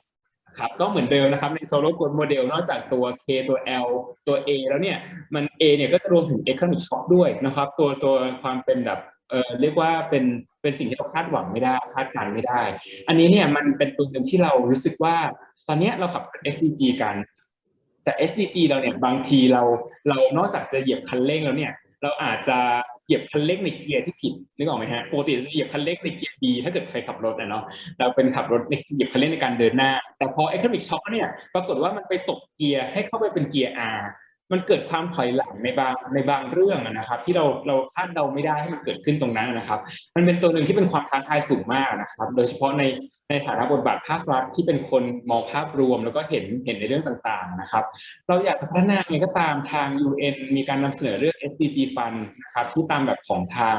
างมาเลเซียหรือตามประเทศต่างๆก็ตามนะครับแต่เรื่อง SDG Fund เนี่ยบางทีเราอาจจะมาคิดทบทวนว่าแล้วเราจะสร้างฟันยังไงในเมื่อ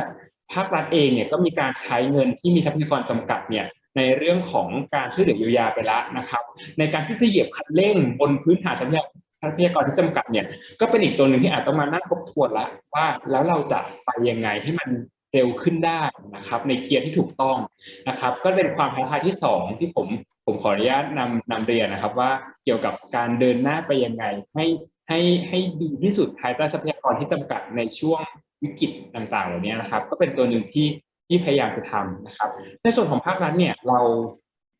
ประเมินเรื่องของสถานการณ์ปัจจุบันนะครับที่เกิดขึ้นจริงๆแล้วเนี่ยเราก็คิดนะครับว่าเราข้อหนึ่งก่อนคือเราเข้าเกียร์ให้ถูกไหมฮะเพราะว่าไงเราเดินหน้าไปไม่ถูกต้องเพราะฉะนั้นการเข้าเกียร์ให้ถูกเนี่ยเราต้องรู้อยู่แล้วว่าตั้งสติว่าเรามีทรัพยากรอะไรแล้วเราจะไปเกียร์ให้ถูกเนี่ยถ้าเกิดเราเข้าเกียร์ถูกแล้วเนี่ยแล้วเราเหยียบคันเร่งถูกเนี่ยมันจะไปได้เร็วแน่นอนนะครับเพราะฉะนั้นเนี่ยตรงนี้นะครับมันอาจจะเป็นอยู่ในสเต็ปของการที่เราเริ่มฟื้นตัวนะครับเกียร์เราเริ่มจะเข้าถูกแล้วนะครับแล้วก็จะไปต่อไปข้างหน้าเนี่ยนะครับแต่การเข้าเกียร์การเคลื่อนรถเนี่ยแรกๆมันอาจจะยังเคลื่อนตัวช้านะครับอาจต้องมีการภาคส่วนต้องช่วยกันดันรถคันนี้ให้มันไปข้างหน้าให้ได้นะครับ จริงๆตรงนี้เนี่ยก็เป็นตัวหนึ่งที่เราพยายามจะกระตุ้นให้กับภาคส่วนที่เกี่ยวข้องในการเข้ามาร่วมกันนะครับในการจะดันรถคันนี้ขึ้นไปแล้วก็จะขึ้นรถมาด้วยกันก็ได้ยินดีเลยนะครับเพื่อจะไปให้ถึงเร็วขึ้นนะครับอันนี้ก็เป็นความท้าทายที่ผมขออนุญาตนำเรียนในเบื้องต้นครับอาจารย์ชนครับ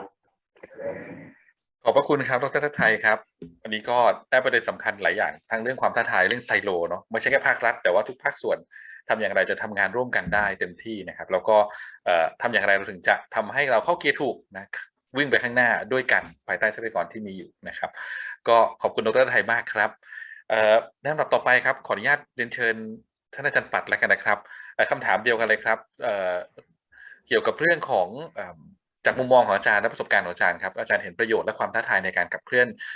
SDG ตามแนว Sustainability Transformation ยังไงบ้างครับเชิญอาจารย์ปัดเลยครับสวัสดีค่ะก่อนอื่นก็ขอบคุณทีมผู้จัดนะคะก่อนที่จะพูดถึงตัวตามแนวSustainable Transformation นะคะยังคิดว่าแนวเดิมเนี่ยมันต้องหาเพนพอยต์ของแนวเดิมให้เจอค่ะแล้วถึงจะบอกว่าแนวใหม่ที่นำเสนอมาเนี่ยมันใช้การได้หรือเปล่านะคะคราวนี้จากประสบการณ์ที่เราทำมาเป็นในฐานะภาควิชาการนะคะซึ่งเริ่มมาตั้งแต่ตอนแรกๆเลยใช่ไหมคะอาจารย์ชนที่เรามอง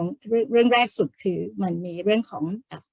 เป้าหมายแล้วก็มีเรื่องของตัวข้อมูลเรื่องของตัวชี้วัดอะไรต่างๆนะคะเราก็พยายามจัด priority จากตรงนั้นนะคะแล้วก็ทำงานมาแต่ว่าก็พบว่ามันมีหลายประเด็นที่เป็นเรื่องที่เราได้เรียนรู้นะคะเรื่องแรกก่อนว่ามันมีประโยชน์ยังไงเนี่ยสำหรับเรื่องของ SDG Framework ที่คิดว่าจุดแรกเลยคือน่าจะในมุมของ UN นะคะประสบความสำเร็จมากที่ทำให้ประเทศต่างๆเนี่ยรับเรื่องนี้เข้ามาทำงานนะคะแต่มันสร้าง awareness นะคะในแง่ของภาคนโยบายเป็นเบื้องต้นก่อนจุด entry ที่มันเข้ามานะคะawareness ตรงนี้จะทำให้เกิดความตระหนักถึงความสมดุลของการพัฒนานะคะที่จะต้องมองทั้ง5ด้านเดี๋ยวยังชอบไอ้ 5P อยู่นะคะที่มีเรื่องของ people prosperity planet แล้วก็เรื่องของpartnership ใช่ไหมคะแล้วก็ในเรื่องของ peace นะคะแล้วก็เรื่องของอีกตัวหนึ่งน่าจะประมาณ5ตัวนะคะซึ่งอันนี้ค่ะเดี๋ยวคิดว่าประสบความสำเร็จที่หยิบเรื่องนี้ขึ้นมาทำเป็น development framework สำหรับประเทศต่างๆนะคะแล้วก็ส่งมอบมาด้วยตัวเป้าประสงค์ผลสำคัญ key result ซึ่งก็มีข้อดีคือน่าจะวัดได้จับต้องได้เปรียบเทียบได้ระหว่างประเทศเปรียบเทียบได้ระหว่างปีของตัวเองแต่ว่าก็ทำให้ไปติดกับดักว่าในหลายประเทศเนี่ยตัวชี้วัดยังไม่มีเราก็จะไปใช้ความพยายามมากในการที่จะจัดการกับตัวชี้วัดนะคะลองไปคลี่ว่ามันคืออะไรต่างๆนะคะอันนี้ก็น่าจะเป็นตัวจุดอ่อนอยู่แต่ยังไงก็ตามประโยชน์ต่อที่เกิดขึ้นต่อภาคเอกชนก็ชัดเจนนะคะว่าเอกชนก็ตื่นตัวนะคะ awareness ตรงนี้ก็อาจจะถูกแปลงเป็น sustainability report ก็ดีหรือเป็น CSR อะไรต่างๆก็ดีนะแต่ว่าคำถามก็มาอีกว่ามันลงไปสู่สิ่งที่เมื่อสักครู่ท่านวิทยากรก็พูดถึงว่ามันนำไปสู่การเปลี่ยน business model ได้จริงหรือเปล่านะคะซึ่งตรงนี้เราก็ไม่ได้มีกระบวนการที่จะติดตามหรือทำความเข้าใจว่ามันเกิดภาพนั้นขึ้นไหมในประเทศไทยนะคะอีกภาคหนึ่งที่จะเห็นการเปลี่ยนแปลงชัดๆก็คือภาควิชาการนะคะอันนี้คือประโยชน์ในแง่ที่ว่าภาควิชาการเองก็ตื่นตัวนะคะแล้วก็ใช้ในการตั้งโจทย์ในการศึกษาวิจัยนะคะแต่ว่าในลักษณะการทำงานเนี่ยก็อาจจะก็ยังไปยากเหมือนกันนะคะว่าเวลาจะวิจัยเรื่อง SDG เนี่ยมันควรจะวิจัยจากโจทย์คลี่จากปัญหาก่อนหรือโจทย์ก็รู้อยู่แล้วหรือมันจะไปกระโดดไปหาเรื่องของ innovation หา solution เลยนะคะอันนี้เป็นภาพในตอนแรกๆที่เราทำงานนะคะคราวนี้ถามว่าความท้าทายมันคืออะไรนอกจากข้อจำกัดที่พูดถึงเมื่อสักครู่อะค่ะประการแรกที่สุดเนี่ยเห็นด้วยกันหลายท่านเลยคือสิ่งที่มันขาดคือมันยังไปไม่ถึงปฏิบัติการจริงนะคะการปฏิบัติการจริงเนี่ยมันควรจะสะท้อนจากอะไรอันแรกก็คือเรื่องถ้าภาคเอกชนบางท่านก็พูดถึงแล้วว่ามันเห็น business model ที่เปลี่ยนไปหรือเปล่านะคะอันนี้ภาครัฐเองเนี่ยเราเห็นการหยิบเป้าหมายมาตั้งนะคะเห็นการกำหนดตัวชี้วัดแต่ว่ามาตรการต่างๆที่ออกมาเนี่ยมันอาจจะยังค่อนข้างเลือนลางนะคะเห็นภาพไม่ชัดในขณะเดียวกันด้วยวิกฤตโควิดและอื่นๆเนี่ยค่ะมันกลายเป็นต้อง trade off หรือต้องบาลานซ์ระหว่างมาตรการที่อยากจะมุ่งเน้นนะคะเอาเรื่องปากท้องมาก่อนเอาเรื่องรายได้มาก่อนโดยที่ อาจจะต้อง ignore หรือ trade off กับมิติเรื่องสิ่งแวดล้อมอะไรต่างๆมันก็อาจจะหายไปนะคะเพราะฉะนั้นการกำหนดมาตรการต่างๆเนี้ยมันก็ยังไม่ได้ชัดเจนนะแล้วก็ที่สำคัญที่สุดคือการมีพื้นที่ปฏิบัติการจริงโดยส่วนตัวเนี้ยค่อนข้างเชื่อคือ SDG in action กับ localizing SDG นะคะเพราะว่าอะไรเพราะว่าประเทศไทยความหลากหลายมากๆนะคะเมื่อสักครู่หลายท่านพูดถึง food system อะค่ะแต่พอมองกลับมาที่ food system ประเทศไทยเนาะฝั่งดีมานด์ฝั่งด้านการบริโภคก็พอเห็นภาพแต่ว่าตัวที่น่าสนใจคือฝั่งของด้านการผลิตนะคะfood system ประเทศไทยมีตั้งแต่เป็นการผลิตแบบพอมีพอกินนะคะมีการผลิตแบบเป็นเกษตรพาณิชย์แต่ว่ายังผลิตแบบดั้งเดิมมีการผลิตที่เป็น smart farmers smart farming นะคะแต่ว่าอันนี้ก็จะเป็นอยู่ในธุรกิจขนาดกลางขนาดใหญ่นิดนึงนะคะแล้วก็มีการผลิตที่เป็น very very large scale นะคะใหญ่มากแล้วก็ capital intensive มากๆนะคะแล้วก็เป็นการผลิตข้ามชาติได้ด้วยนะคะคำถามก็คือเวลาพูดถึง food system ในประเทศไทยอะค่ะจุดที่เราจะเข้าไป trigger เนี่ยมันคือจุดไหนอันนี้เป็นจุดยากนะคะก็คือในเรื่องของการหาหรือ set priority หรือจุดคันงัดที่จะเข้าไปในปฏิบัติการนะคะอันนี้เป็นความท้าทายที่จะต้องคงจะต้องคุยแล้วก็พยายามดูประสบการณ์ที่ผ่านมาให้มากนะคะว่ามันเกิดอะไรขึ้นแล้วเราได้บทเรียนตรงนี้อย่างไรนะคะลำดับที่2ค่ะที่มองว่าเป็นความท้าทายคือเรื่องของการจัดลำดับความสำคัญพอ SDG บอกว่าเราตั้งเป้าไว้จน2030นะคะบางทีหลายคนก็อาจจะบอกมันก็ค่อยๆไปก็ได้นะเพราะฉะนั้น SDG อาจจะไม่ใช่เรื่องเร่งด่วนเทียบกับปัญหาอื่นที่มันเกิดขึ้นนะคะอันนี้ก็เป็นความท้าทายว่ามันจะมองการเริ่มต้นณปัจจุบันเพื่อให้ส่งผลในอนาคตยังไงนะเรื่อง priority ในการที่จะขยับตรงนี้จะเป็นอย่างไรนะคะเรื่องที่3ที่เป็นความท้าทายสำคัญมากๆก็คือเรื่องขององคาพยพไม่ครบนะคะสมมุติว่าเรามองไปที่เป้าหมายในแต่ละเรื่องนะคะเรนคิดว่าในเป้าหมายแต่ละเรื่องนั้นนะคะไม่ว่าจะหยิบเรื่องไหนขึ้นมาเนี่ยแต่สิ่งสำคัญมากก็คือ actors ค่ะคือองคาพยพที่มันจะควรจะมีครบทั้งภาครัฐนะคะทั้งภาคเอกชนแล้วก็ภาคประชาสังคมนะคะโดยเฉพาะยิ่งบทบาทของประชาสังคมและก็ประชาชนที่รับความที่เป็นผู้ได้รับผลกระทบโดยตรงจากการพัฒนาไม่ยั่งยืนนะคะแต่ว่าดูเหมือนในโมเดลประเทศไทยเนี่ยให้ความสำคัญของการinclude หรือทำงานร่วมกับภาคประชาชนน้อยเกินไปนะคะการสร้าง awareness และ mindset ในเรื่องความยั่งยืนกับภาคประชาชนก็ยังไม่ค่อยเห็นภาพที่ชัดนักนะคะเพราะฉะนั้นแต่แล้วอันนี้ทำภาพใหญ่ไม่ได้ค่ะภาพใหญ่มันก็อาจจะเป็นอะไรที่มันเป็นนามธรรมแล้วก็พูดกันคนไทยชอบอะไรที่เป็นรูปธรรมเพราะฉะนั้นก็เห็นด้วยว่าอาจจะต้องหยิบบางเรื่องขึ้นมาทำแล้วก็ทำให้เห็นเป็นรูปธรรมแล้วก็พยายาม engage นะคะให้มีองค์คาพยพที่ครบถ้วนที่เข้ามาช่วยในการขับเคลื่อนเรื่องนี้นะคะ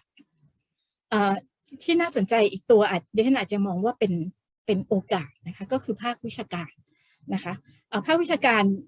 โดยส่วนตัวมองว่าเป็นภาคที่มีศักยภาพในการเป็น system integrator นะคะเป็น collaborator เป็นผู้ประสานงานนะคะโดยเขามีข้อมูลนะคะเป็นเครื่องมือที่ใช้ในการเชื่อมโยงได้มันภาควิชาการเองก็อาจจะต้องให้ความสำคัญกับเรื่องข้อมูลนะคะแล้วก็เอาตัวความรู้เอาเทคโนโลยีนวัตกรรมสังคมเนี่ยนะคะเข้ามาช่วยในการขับเคลื่อนแล้วก็อีกจุดหนึ่งก็คือภาควิชาการในประเทศไทยเนี่ยกระจายอยู่ในทุกพื้นที่นะคะเราจะใช้ศักยภาพของภาควิชาการที่กระจายอยู่ในทุกพื้นที่ในการที่จะเป็น system integrator ในระดับพื้นที่หรือในโจทย์บางเรื่องได้อย่างไรนะคะนี่ฉันคิดว่าอันนี้เป็นจุดที่มันเป็นทั้งโอกาสและก็ความท้าทายแต่ว่าพอเราพูดถึงว่า SMT เป็น driver สำคัญเนี่ยนะคะในฐานะที่คนที่อยู่ในเซกเตอร์เราทำเรื่องแผนเดี๋ยวจะเล่าให้ฟังอีกทีนะคะเราก็จะสรรงบประมาณนะคะในการสนับสนุนการพัฒนาวิทยาศาสตร์การวิจัยและนวัตกรรมต่างๆสิ่งแรกที่เห็นเลยนะคะเมื่อเข้ามาทำงานนี้ก็คือ SMT ก็เป็นไซโลค่ะ อันนี้เองเป็นเรื่องที่ต้องทำงานกับภาควิชาการเหมือนกันว่าถ้าภาควิชาการจะเป็น System Integrator ที่ดีได้เนี่ยwell rounded นะคะนักวิชาการที่มองภาพที่ไม่ใช่เป็น discipline based จนเกินไปและสามารถที่จะเห็นความเชื่อมโยงนะคะเดี๋ยวนั้นคงจะ ไปพูดถึงในขั้นตอนต่อไปนะคะว่าตรงนี้เนี่ยจะมองได้อย่างไรตอนที่จะพูดถึงทิศทางที่ประเทศไทยควรขับเคลื่อนนะคะค่ะขอบคุณค่ะขอบพระคุณมากครับอาจารย์ปัดครับอาจารย์ชี้ให้เห็นถึงทั้งประโยชน์นะครับทั้งในด้านที่ว่า UN สามารถประสบความสำเร็จในการที่ทำให้ภาคส่วนต่างๆรับเอา SDG มาทำงานได้และเห็นโจทย์การพัฒนาที่สมดุลขึ้นแต่ความท้าทายก็ยังมีอยู่หลายข้อทั้งการที่ไปไม่ถึงการปฏิบัติการจริงเรื่องของการจัดระดับความสำคัญแล้วก็เรื่ององค์คาพยพที่ไม่ครบนะครับแล้วก็มองว่าภาควิชาการอาจจะเป็น System Integrator นะครับในคำของอาจารย์ได้เหมือนกันเพียงแต่ว่าเราจะแก้ปัญหาภายในภาควิชาการให้ไม่เป็นไซโลได้ยังไงนี่ก็เป็นโจทย์อีกประเภทหนึ่งเหมือนกันนะครับต้องขอบคุณอาจารย์ปัดมากครับเดี๋ยวลำดับต่อไปขออนุญาตขยับไปที่คุณหมอสมศักดิ์ครับในฐานะผู้มีประสบการณ์ในการขับเคลื่อนประเด็นต่างๆที่ผ่านมาครับคำถามเดียวกันเลยครับคุณหมอครับ10 นาทีเรื่องเกี่ยวกับว่าจากมุมมองและประสบการณ์คุณหมอเห็นว่าเราเห็นประโยชน์ของและความท้าทายในการขับเคลื่อน SDG ตามแนว transformation นี้ยังไงบ้างครับอาจารย์เชิญครับขอบคุณมากนะครับที่ชวนผมมาคุยนะครับอะไรนะ define ผมเป็นนักวิชาการด้วยใช่ไหมเนี่ยผมก็เป็นนักวิชาการเท่าไหร่แล้วนะเป็นนักปฏิบัติซะมากกว่าตอน apply ไปอยู่เบลาจิโอเนี่ย apply แต่นักวิชาการก็ไม่ได้รับนะต้อง apply ในฐานะ practitioner anyway ขอบคุณมากเลยนะครับผมคิดว่าคำถามเนี่ยเป็นคำถามที่ผมก็อยากถามตัวเองอยากได้คำตอบให้ชัดตั้งแต่ตอนได้รับคำเชิญนะเพราะไม่รู้จริงว่าเขาหมายถึงอะไรนะก็พยายามถามฝ่ายเลขาว่าเขาหมายถึงอะไรแต่อย่างไรก็ตามนะครับผมคิดว่าเท่าที่ได้ฟังเนี่ยนะครับแล้วได้รวบรวมเนี่ยบางคนมาถามผมที่เป็นอยู่ฝ่ายสาธารณสุขนะคือฝ่ายสาธารณสุขเนี่ยเราจะมีการพยายามทำเรื่อง transformative learning เนี่ยเยอะแล้วคำว่า transformation แปลว่าอะไรเนี่ยเราก็จะมี ambition สูงมากนะถ้าพูดสั้นๆก็คือว่าเราคิดว่า transformation หมายถึงการเปลี่ยนที่ลึกถึงระดับวิธีคิดวิธีมองโลกเลยเพราะฉะนั้นถ้าถามผมว่าเอาวิธีคิดหรือเอาเป้าเรื่อง transformation มาใช้กับเรื่องนี้ดีไหมคุณบอกว่าดีเพราะเรื่อง sustainable development เนี่ยมันต้องการปรับเปลี่ยนระดับรากฐานเรื่องวิธีคิดเนี่ยวิธีมองความสัมพันธ์ระหว่างมนุษย์กับมนุษย์กับสิ่งแวดล้อมเนี่ยใหม่เลยนะแม้กระทั่งที่คุณอะไรนะคุณเรเยอร์พูดถึงเรื่อง prosperity เนี่ยนะผมก็คิดว่าต้องมา redefine prosperity ถ้าเราพูดถึงเรื่อง development การพัฒนาประเทศก็ต้องมา redefine เป้าหมายการ development เราพูดไปเยอะละเรื่องเศรษฐกิจหรือเรื่อง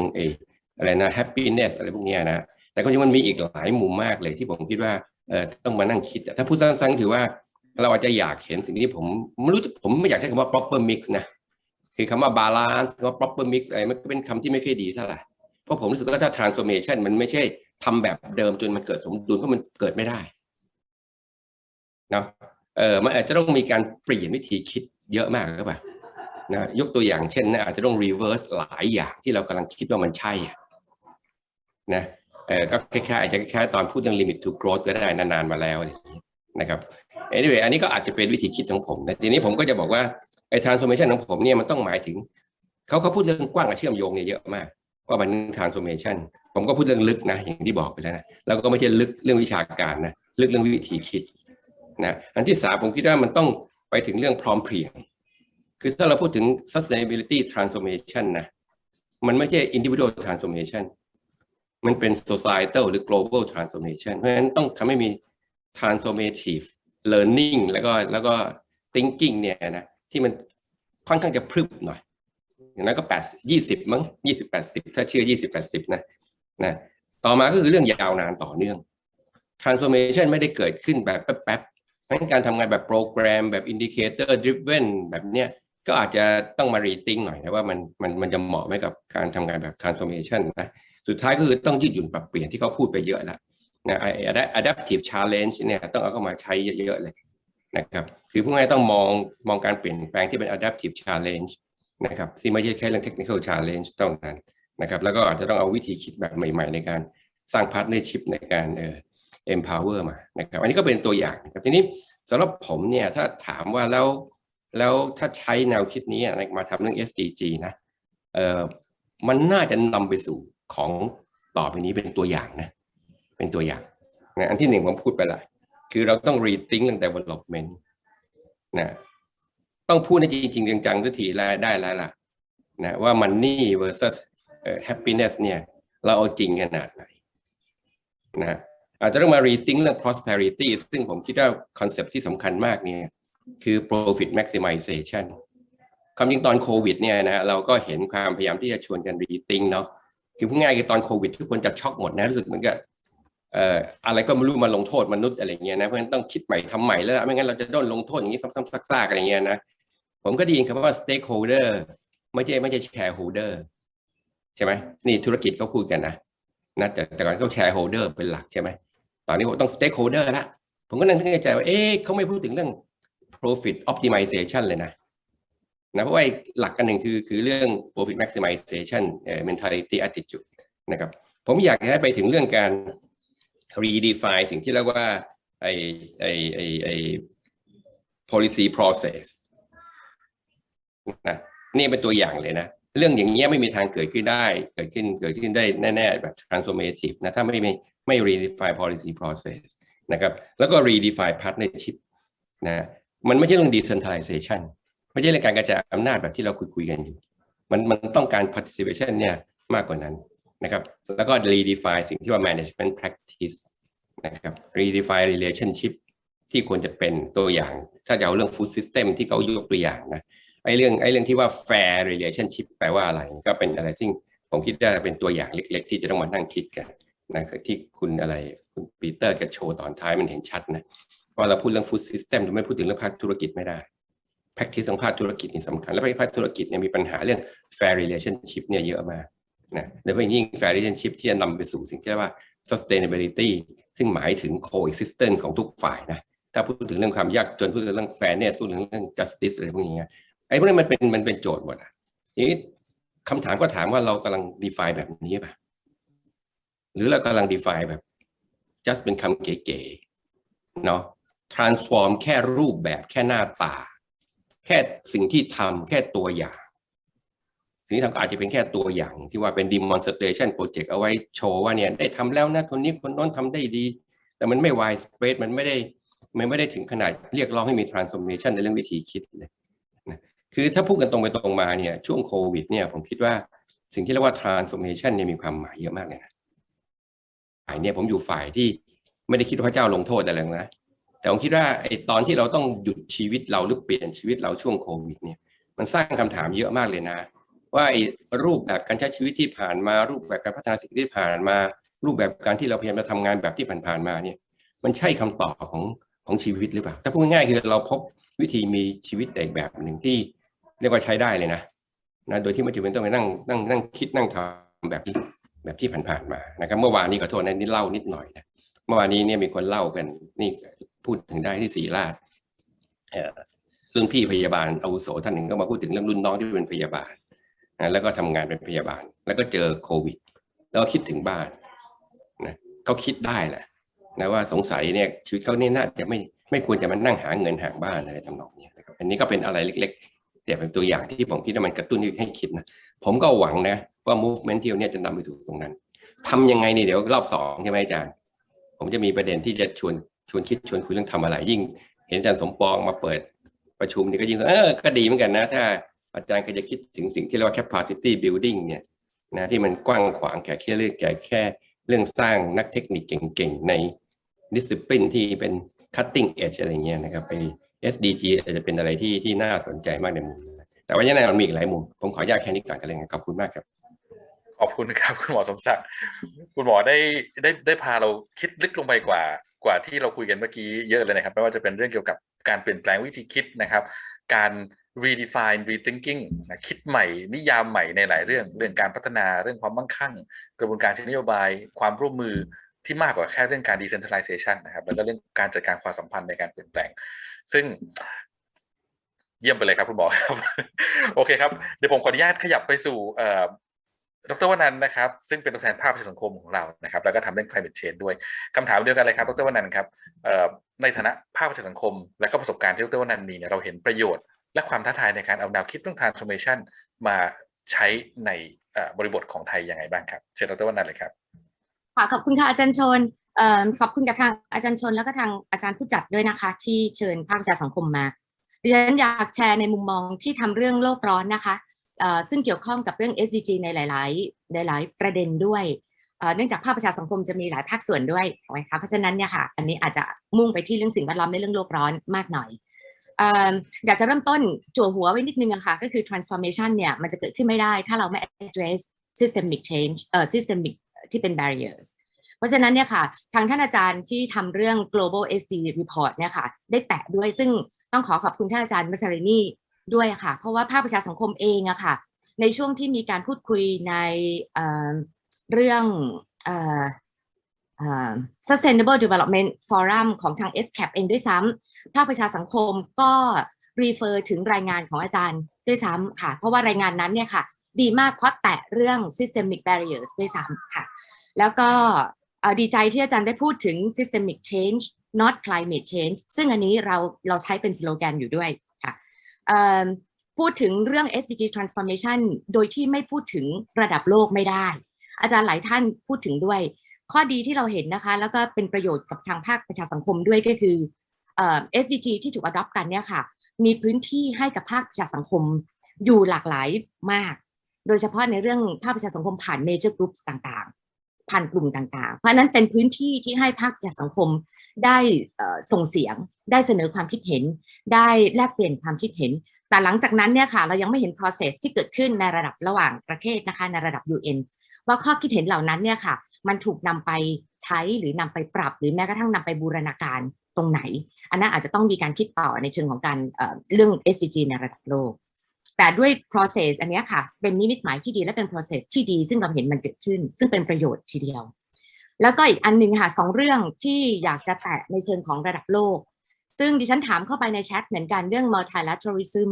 ซึ่งมันเกิดขึ้นแล้วเราเห็นอย่างชัดเจนอยู่ทีเดียวโดยเฉพาะในตอนการประชุมของสหประชาชาติเรื่อง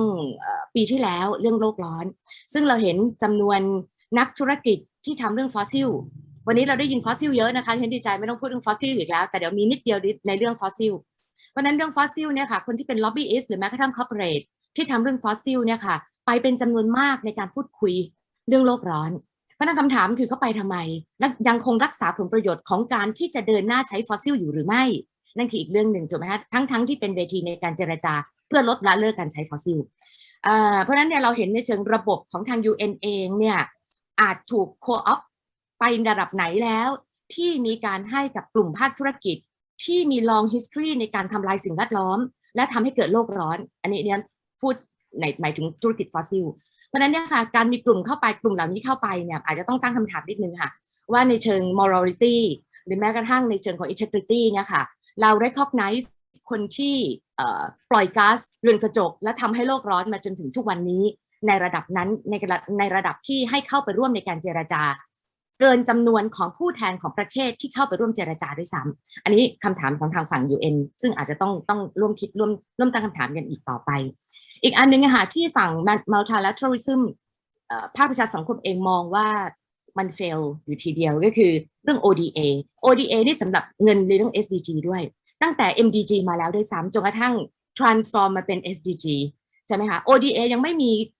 มีการ deliver ได้ตามที่ตั้งไว้เลยด้วยซ้ำอันที่หนึ่งอันที่สองเงินเรื่อง climate ก็ไม่ถูก deliver ตามที่สัญญาไว้ให้เพราะฉะนั้นเนี่ยค่ะในระบบของความ consistency กับในเชิงของการดูแลฉันไม่อยากคิดว่าบังคับนะคะการ meet commitment ที่ให้ไว้ในระดับโลกเนี่ยค่ะมันก็ fail ด้วยทีนี้พอมาถึงในระดับประเทศหลายๆอย่างในระดับประเทศมันต้องมา translate ให้มันเป็นนโยบายในระดับประเทศถูกไหมคะเมื่อปีที่แล้วนะคะทางสภาพัฒน์จัดเวทีอะไรนะคะ9พอดีมั้งคะค่ะแล้วก็ทางสภาพัฒน์ได้เชิญเครือข่ายผู้หญิงเพื่อการเรียกร้องเรื่องโลกร้อนอย่างเป็นธรรมค่ะพี่วพีพรขอโค้ดคำพูดพี่วพีพรนะคะพี่วพีพรพูดในเวทีที่ผอ.แคทริยาเป็น facilitator ค่ะพี่วพีพรบอกว่าในช่วงโควิดที่เกิดขึ้นเราเจอปัญหามากมายและมี challenge ต่างๆขึ้นถูกไหมคะพี่วพีพรบอกว่าได้ยินเยอะที่มีคนพูดว่า build back better ไม่รู้ว่าแปลว่าอะไรนะคะแต่ว่ามันไม่พอค่ะ build back better เราต้อง build back differently ค่ะเราต้องการอันใหม่ที่มันไม่เหมือนเดิมเพราะว่าถ้า better แล้วมันยังคงเป็น business as usual มันก็จะไม่นำไปสู่ของการ transform ถูกไหมคะเพราะนั้นเราต้องการสิ่งที่มันแตกต่างไปจากเดิมสิ่งที่พี่วิพรพูดนะคะโค้ดอีกเหมือนกันค่ะคือสิ่งที่มันควรจะแตกต่างไปจากเดิมคืออะไรซึ่งก็เป็น challenge เหมือนกันในการที่จะนำไปสู่การ transform นะคะก็คือทำยังไงจึงจะ transfer power เนี้ยค่ะ ไปสู่ people's power เพราะฉะนั้นเนี่ยค่ะมันจะต้องมีการ unpack ว่ากลุ่มธุรกิจที่ยังคงอยู่ในวงที่เรามองเห็นเนี่ยค่ะก็คือจะต้องทำยังไงที่ตัดวงจรหรือแม้กระทั่งตัดตัวเชื่อมของการสนับสนุนจากทางภาครัฐที่ไปยังกลุ่มธุรกิจแต่ว่าให้มีการสนับสนุนแล้วก็ความช่วยเหลือเหล่านั้นไปสู่กลุ่มที่จะเป็นผู้ได้รับผลกระทบโดยตรงจากการพัฒนาอาจจะเป็นในช่วงต่อไปเป็นคำถามต่อไปของอาจารย์ชนต่อก็ได้หรือดิฉันต่อไปเลยได้ไหมเดี๋ยวค่อยก็ได้นะคะก็คือเรากำลังพูดถึงเรื่อง SDG ซึ่งในพื้นที่เองเนี่ยค่ะแม้กระทั่งกลุ่มพี่ไว้พีพรนะคะกลุ่มพี่น้องทั้งผู้หญิงทั้งกลุ่มชาวนาแล้วก็กลุ่มประมงเนี่ยค่ะเราไม่ต้องไป localize SDG กับเขาเลยค่ะเขาทำ SDG อยู่เขาทำ SD อยู่แล้วค่ะแล้วเราเห็นในหลายๆครั้งที่เขาทำเช่นกรณีของการคัดค้านโรงไฟฟ้าเทพาใช่ไหมคะและตอนนี้ที่กำลังมีการเดินข้อเรียกร้องอยู่ของพี่น้องที่อยู่ที่อมก๋อยเขาทำ SD อยู่แล้วค่ะคือเขากำลังรักษาพื้นที่รักษาวิถีชีวิตและวัฒนธรรมที่จะให้อยู่ภายใต้โลกที่มันกำลังร้อนขึ้นในขณะนี้ได้ด้วยเขากำลังรักษาพื้นที่ของเขารักษาป่ารักษาน้ำรักษาอากาศของเขาโดยไม่ให้มีการขุดเจาะเหมืองเพื่อนำเอาถ่านหินนั้นนะคะไปใช้ที่โรงปูนเพราะฉะนั้นเนี่ยค่ะเราคิดว่ามันอาจเป็นการต้องพูดถึง paradigm shift ในการคิดว่าเรากำลังพูดถึง SDG หรือการพัฒนาที่ยั่งยืนหรือการ transform SDG เพื่อการรีพอร์ตในระดับประเทศและระดับโลกเพื่อการเปรียบเทียบในระดับโลกเท่านั้นหรือเปล่าหรือจริงๆแล้วเรามุ่งให้คนที่อยู่ในประเทศนั้นอยู่ได้ร่วมกันกับสิ่งแวดล้อมและมี prosperity เพราะฉะนั้นเนี่ยค่ะมันก็เป็นเรื่องของแนวความคิดที่ว่าเราควรกำลังจะพูดถึง localizing SDG ไหมทั้งที่พื้นที่หรือ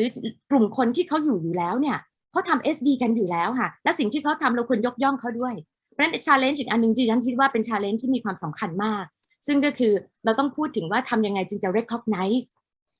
สิ่งที่ถูกทำอยู่แล้วและดีอยู่แล้วด้วยซึ่งเขาทำมานานแล้วด้วยซ้ำก่อนคำว่า SDG ด้วยซ้ำค่ะในระดับพื้นที่และยกระดับอันนั้นขึ้นมาถ้าจะเพื่อการรีพอร์ต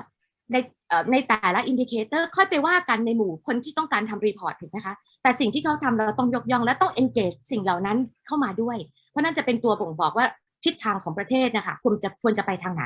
และเราก็จะสามารถเอามาเป็นตัวตั้งได้ว่าการ transform มันจะเกิดขึ้นในแต่ละเซกเตอร์ของแต่ละอันนี้ค่ะได้ยังไงขอบคุณดร.วนันท์มากครับจริงๆแล้วก็ผมอยากจะสรุปนิดนึงครับแล้วเดี๋ยวให้ดร.วนันท์พูดต่อในคำถามถัดไปนะครับเพราะว่าตามที่คุยตอนต้นว่าเดี๋ยวเราจะในรอบต่อไปเราจะขยับวนกลับดร.วนันท์คุณหมอสมศักดิ์อาจารย์ปัตย์แล้วก็ดร.ทัตไทยนะครับก็จริงๆดร.วนันท์ได้ฉายภาพให้เห็นอีกมิติหนึ่งเลยนะครับที่เราอาจจะยังไม่พูดถึงกันมากนะคือมิติของการดำเนินการ SDG หลายระดับตั้งแต่ระดับนานาชาติมาจนถึงระดับชาติแล้วก็ระดับท้องถิ่นซึ่งจริงๆก็เป็นคาแรคเตอร์สำคัญของการขับเคลื่อน SDG ที่มันเป็น multi level นะคือมีหลายระดับที่มันปฏิสัมพันธ์กันแต่ว่าดร.วนันท์ยังชี้ให้เห็นถึงเรื่องของความจำเป็นของการเปลี่ยนเชิง systemic change นะครับซึ่งการเปลี่ยนเชิงระบบซึ่งนี้รวมไปถึงไอ้ตัวระบบธรรมาภิบาลนะตัวระบบหรือกลไกที่เกี่ยวข้องที่ทำอย่างไรเราถึงจะถ้าใช้คำพูดที่พี่วนันท์โค้ดก็คือถึงจะทำให้อำนาจระหว่างกลุ่มต่างๆมันมีความสมดุลมากขึ้นแล้วก็มาร่วมผลักดันความยั่งยืนได้มากขึ้นนะครับแล้วก็ประเด็นที่พี่วนันท์ได้ทิ้งท้ายไว้ก็คือเราจะ recognize คนที่ทำเราจะให้เรียกว่าอะไรนะครับให้เราจะมองเห็นสิ่งที่ชาวบ้านได้ขับเคลื่อนอยู่เดิมแล้วเพื่อความยั่งยืนของพื้นที่ของวัฒนธรรมของสิ่งแวดล้อมของผู้คนอย่างไรแล้วใช้ตรงนั้นผนวกเข้ามาร่วมขับเคลื่อนต่อไปอย่างไรนะครับนี่คือประเด็นที่พี่วนันท์ได้ทิ้งท้ายไว้ครับทีนี้เราทุกคนใช้เวลาได้ยอดเยี่ยมมากๆเลยนะครับผมขออนุญาตขยับเข้าช่วงที่2ครับก็คือว่าแล้วประเทศไทยควรจะมีการขับเคลื่อน SDG ตามแนว transformation ลักษณะใดรูปแบบใดหรือว่าน่าจะเป็นประเด็นใดนะครับส่วนนี้ก็อยากจะชวนคิดนะครับแล้วก็ถ้าเกิดท่านใดคิดว่าสิ่งที่ได้เคยทำมาแล้วหรือกำลังทำอยู่อาจจะน่าจะเป็นส่วนหนึ่งของแนวทางเนี่ยก็อยากจะเชิญชวนแลกเปลี่ยนกันได้เลยครับงั้นก็เดี๋ยวขออนุญาตส่งเวทีต่อให้พี่วนันท์เลยครับ5 นาทีครับพี่วนันท์ครับในส่วนนี้ครับเชิญครับเล่าเรื่องให้ฟังนะคะเล่าเรื่องที่ทำในระดับพื้นที่ทำร่วมกันกับทางฝั่งพี่น้องจริงๆพี่น้องเป็นคนทำแล้วเราไปช่วยสนับสนุนช่วยกันมีการพูดคุยและทำความเข้าใจตัวเองด้วยซ้ำ ให้ตัวเองได้เข้าใจว่าพี่น้องทำอะไรบ้างตอนที่ทำกับทางฝั่งทางภาคใต้นะคะเราคุยกันในเรื่อง SDG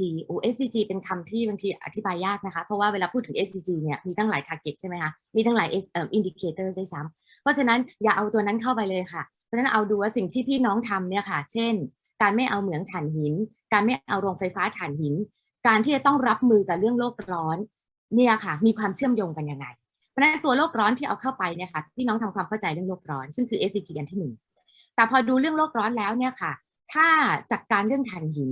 ไม่มีการเกิดถ่านหินนะคะเพราะนั้นสิ่งที่จะเกิดขึ้นตามมาก็คือสิ่งแวดล้อมดีขึ้นอันนี้ก็เป็น SDG ตัวอื่นแล้วถูกไหมคะพี่น้องก็สามารถทำมาหากินและยังสามารถคงวิถีชีวิตเดิมไว้ได้ซึ่งก็คือเรื่องของการทำมาหากินเรื่องฟู้ดถูกไหมคะเพราะนั้นเกี่ยวข้องกับ SDG ตัวอื่นอีกด้วยซ้ำเพราะฉะนั้นเนี่ยค่ะ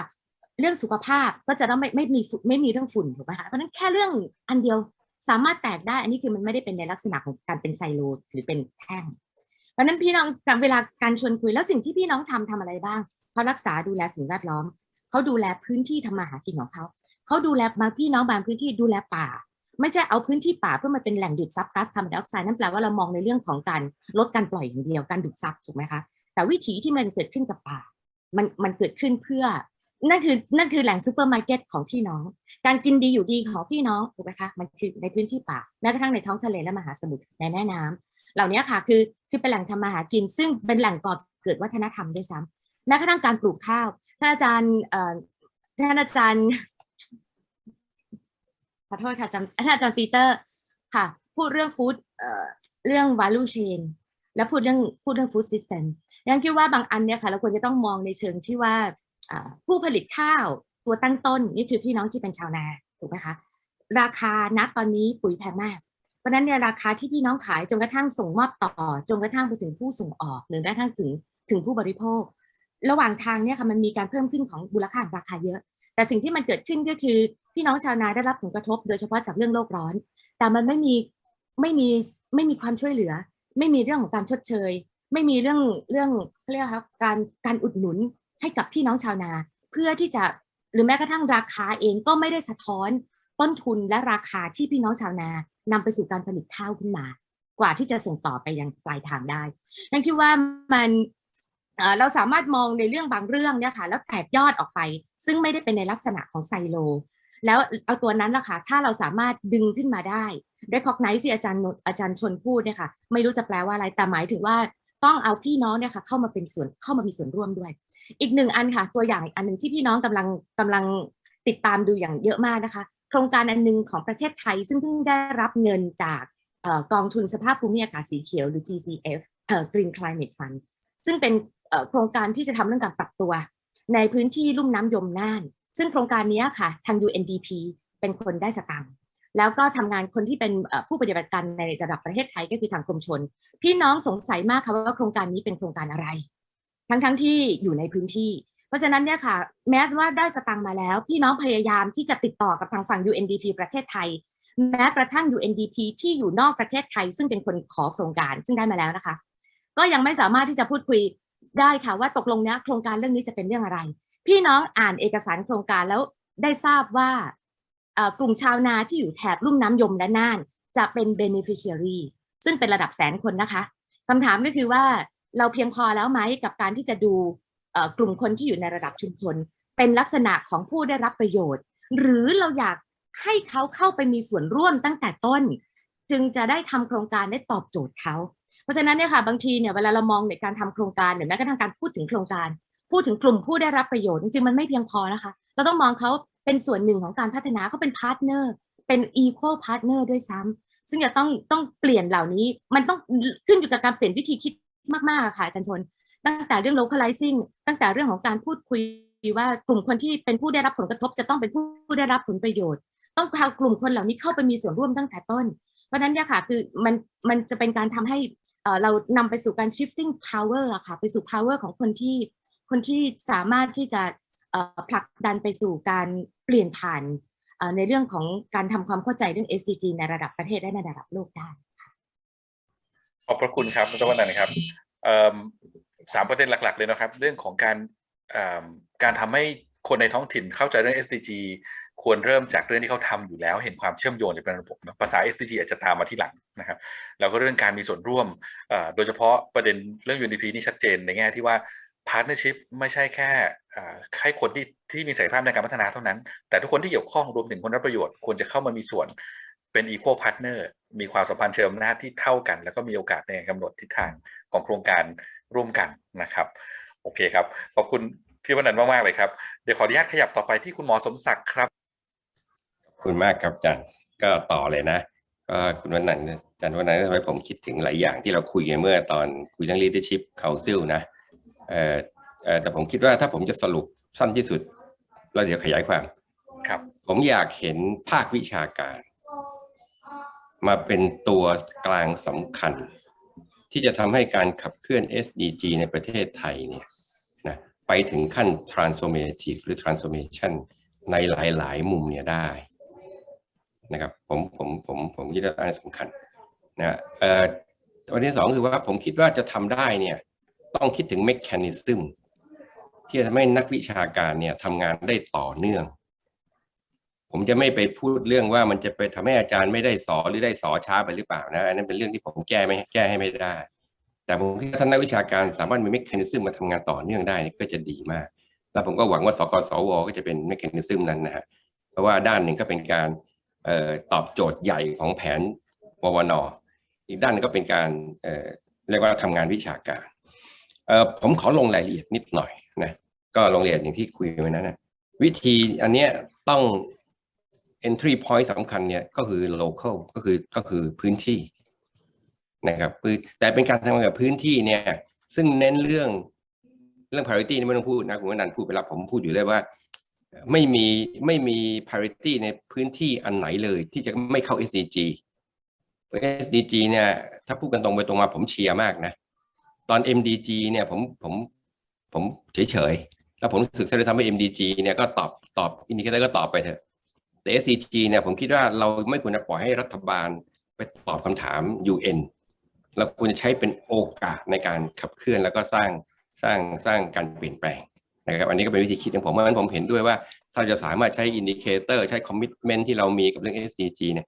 มา empower มาขับเคลื่อนมาสร้าง new partnership เนี่ยก็จะดีมากนะครับกลับมาเรื่องที่ผมคิดว่าสำคัญก็คือว่าผมคิดว่าภาควิชาการเนี่ย organize เนี่ยน่าจะมีวิธีทำงานสำคัญเนี่ยนะอันหนึ่งที่ผมใช้คำว่า academic activism นะครับก็อย่างที่ว่านะฮะผมอาจจะไม่ได้ชวนมาให้ขอสอเจริญเติบโตในอายุวิชาการแต่ผมคิดว่าจะเกิดความภูมิใจนะครับผมก็หวังว่ามหาวิทยาลัยเนี่ยจะหาวิธี reward นักวิชาการทำแบบนี้ได้ดีขึ้นนะครับแต่อันนี้ก็ทิ้งไว้มหาวิทยาลัยกับกระทรวงอว.ก็แล้วกันนะครับ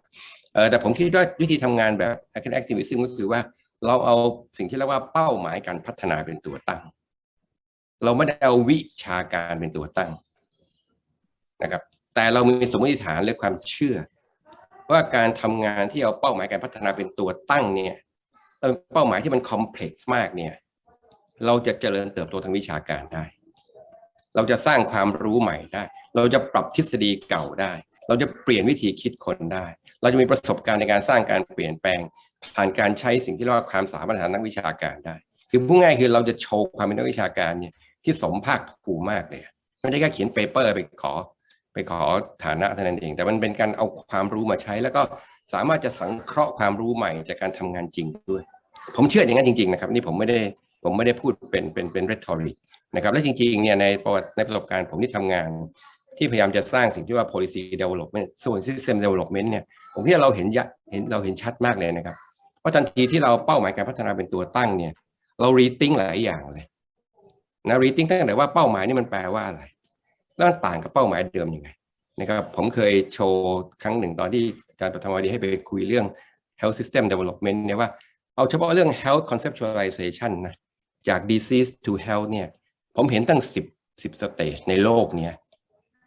นะแล้วถ้าพูดกันตรงไปตรงมาเนี่ยในสเตจหลังๆว่าได้เรื่อง healthy society เรื่อง social determinants ประเทศไทยเนี่ยมีประสบการณ์เรื่องพวกนี้แล้วก็มีการเรียนรู้เรื่องนี้เยอะมากจนคนอื่นเขาอยากมาเรียนกับเรา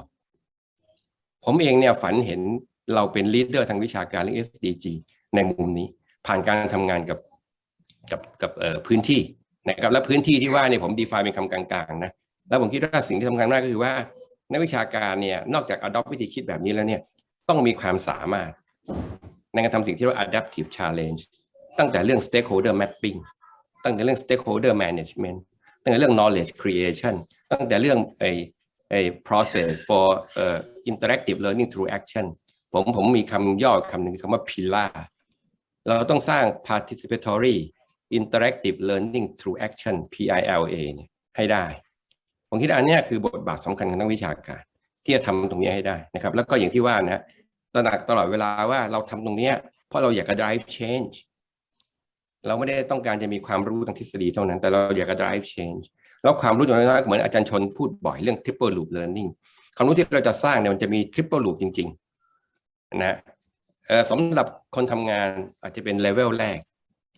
สำหรับเราในฐานะคนที่ช่วยให้ก็เกิด better learning อาจจะมีเป็นเลเวล2สำหรับเราในฐานะวิชาการที่จะไป challenge โลกวิชาการอาจจะเป็นเลเวล3นะครับแล้วตรงนี้เราก็ต้อง organize การเรียนรู้ของนักวิชาการด้วย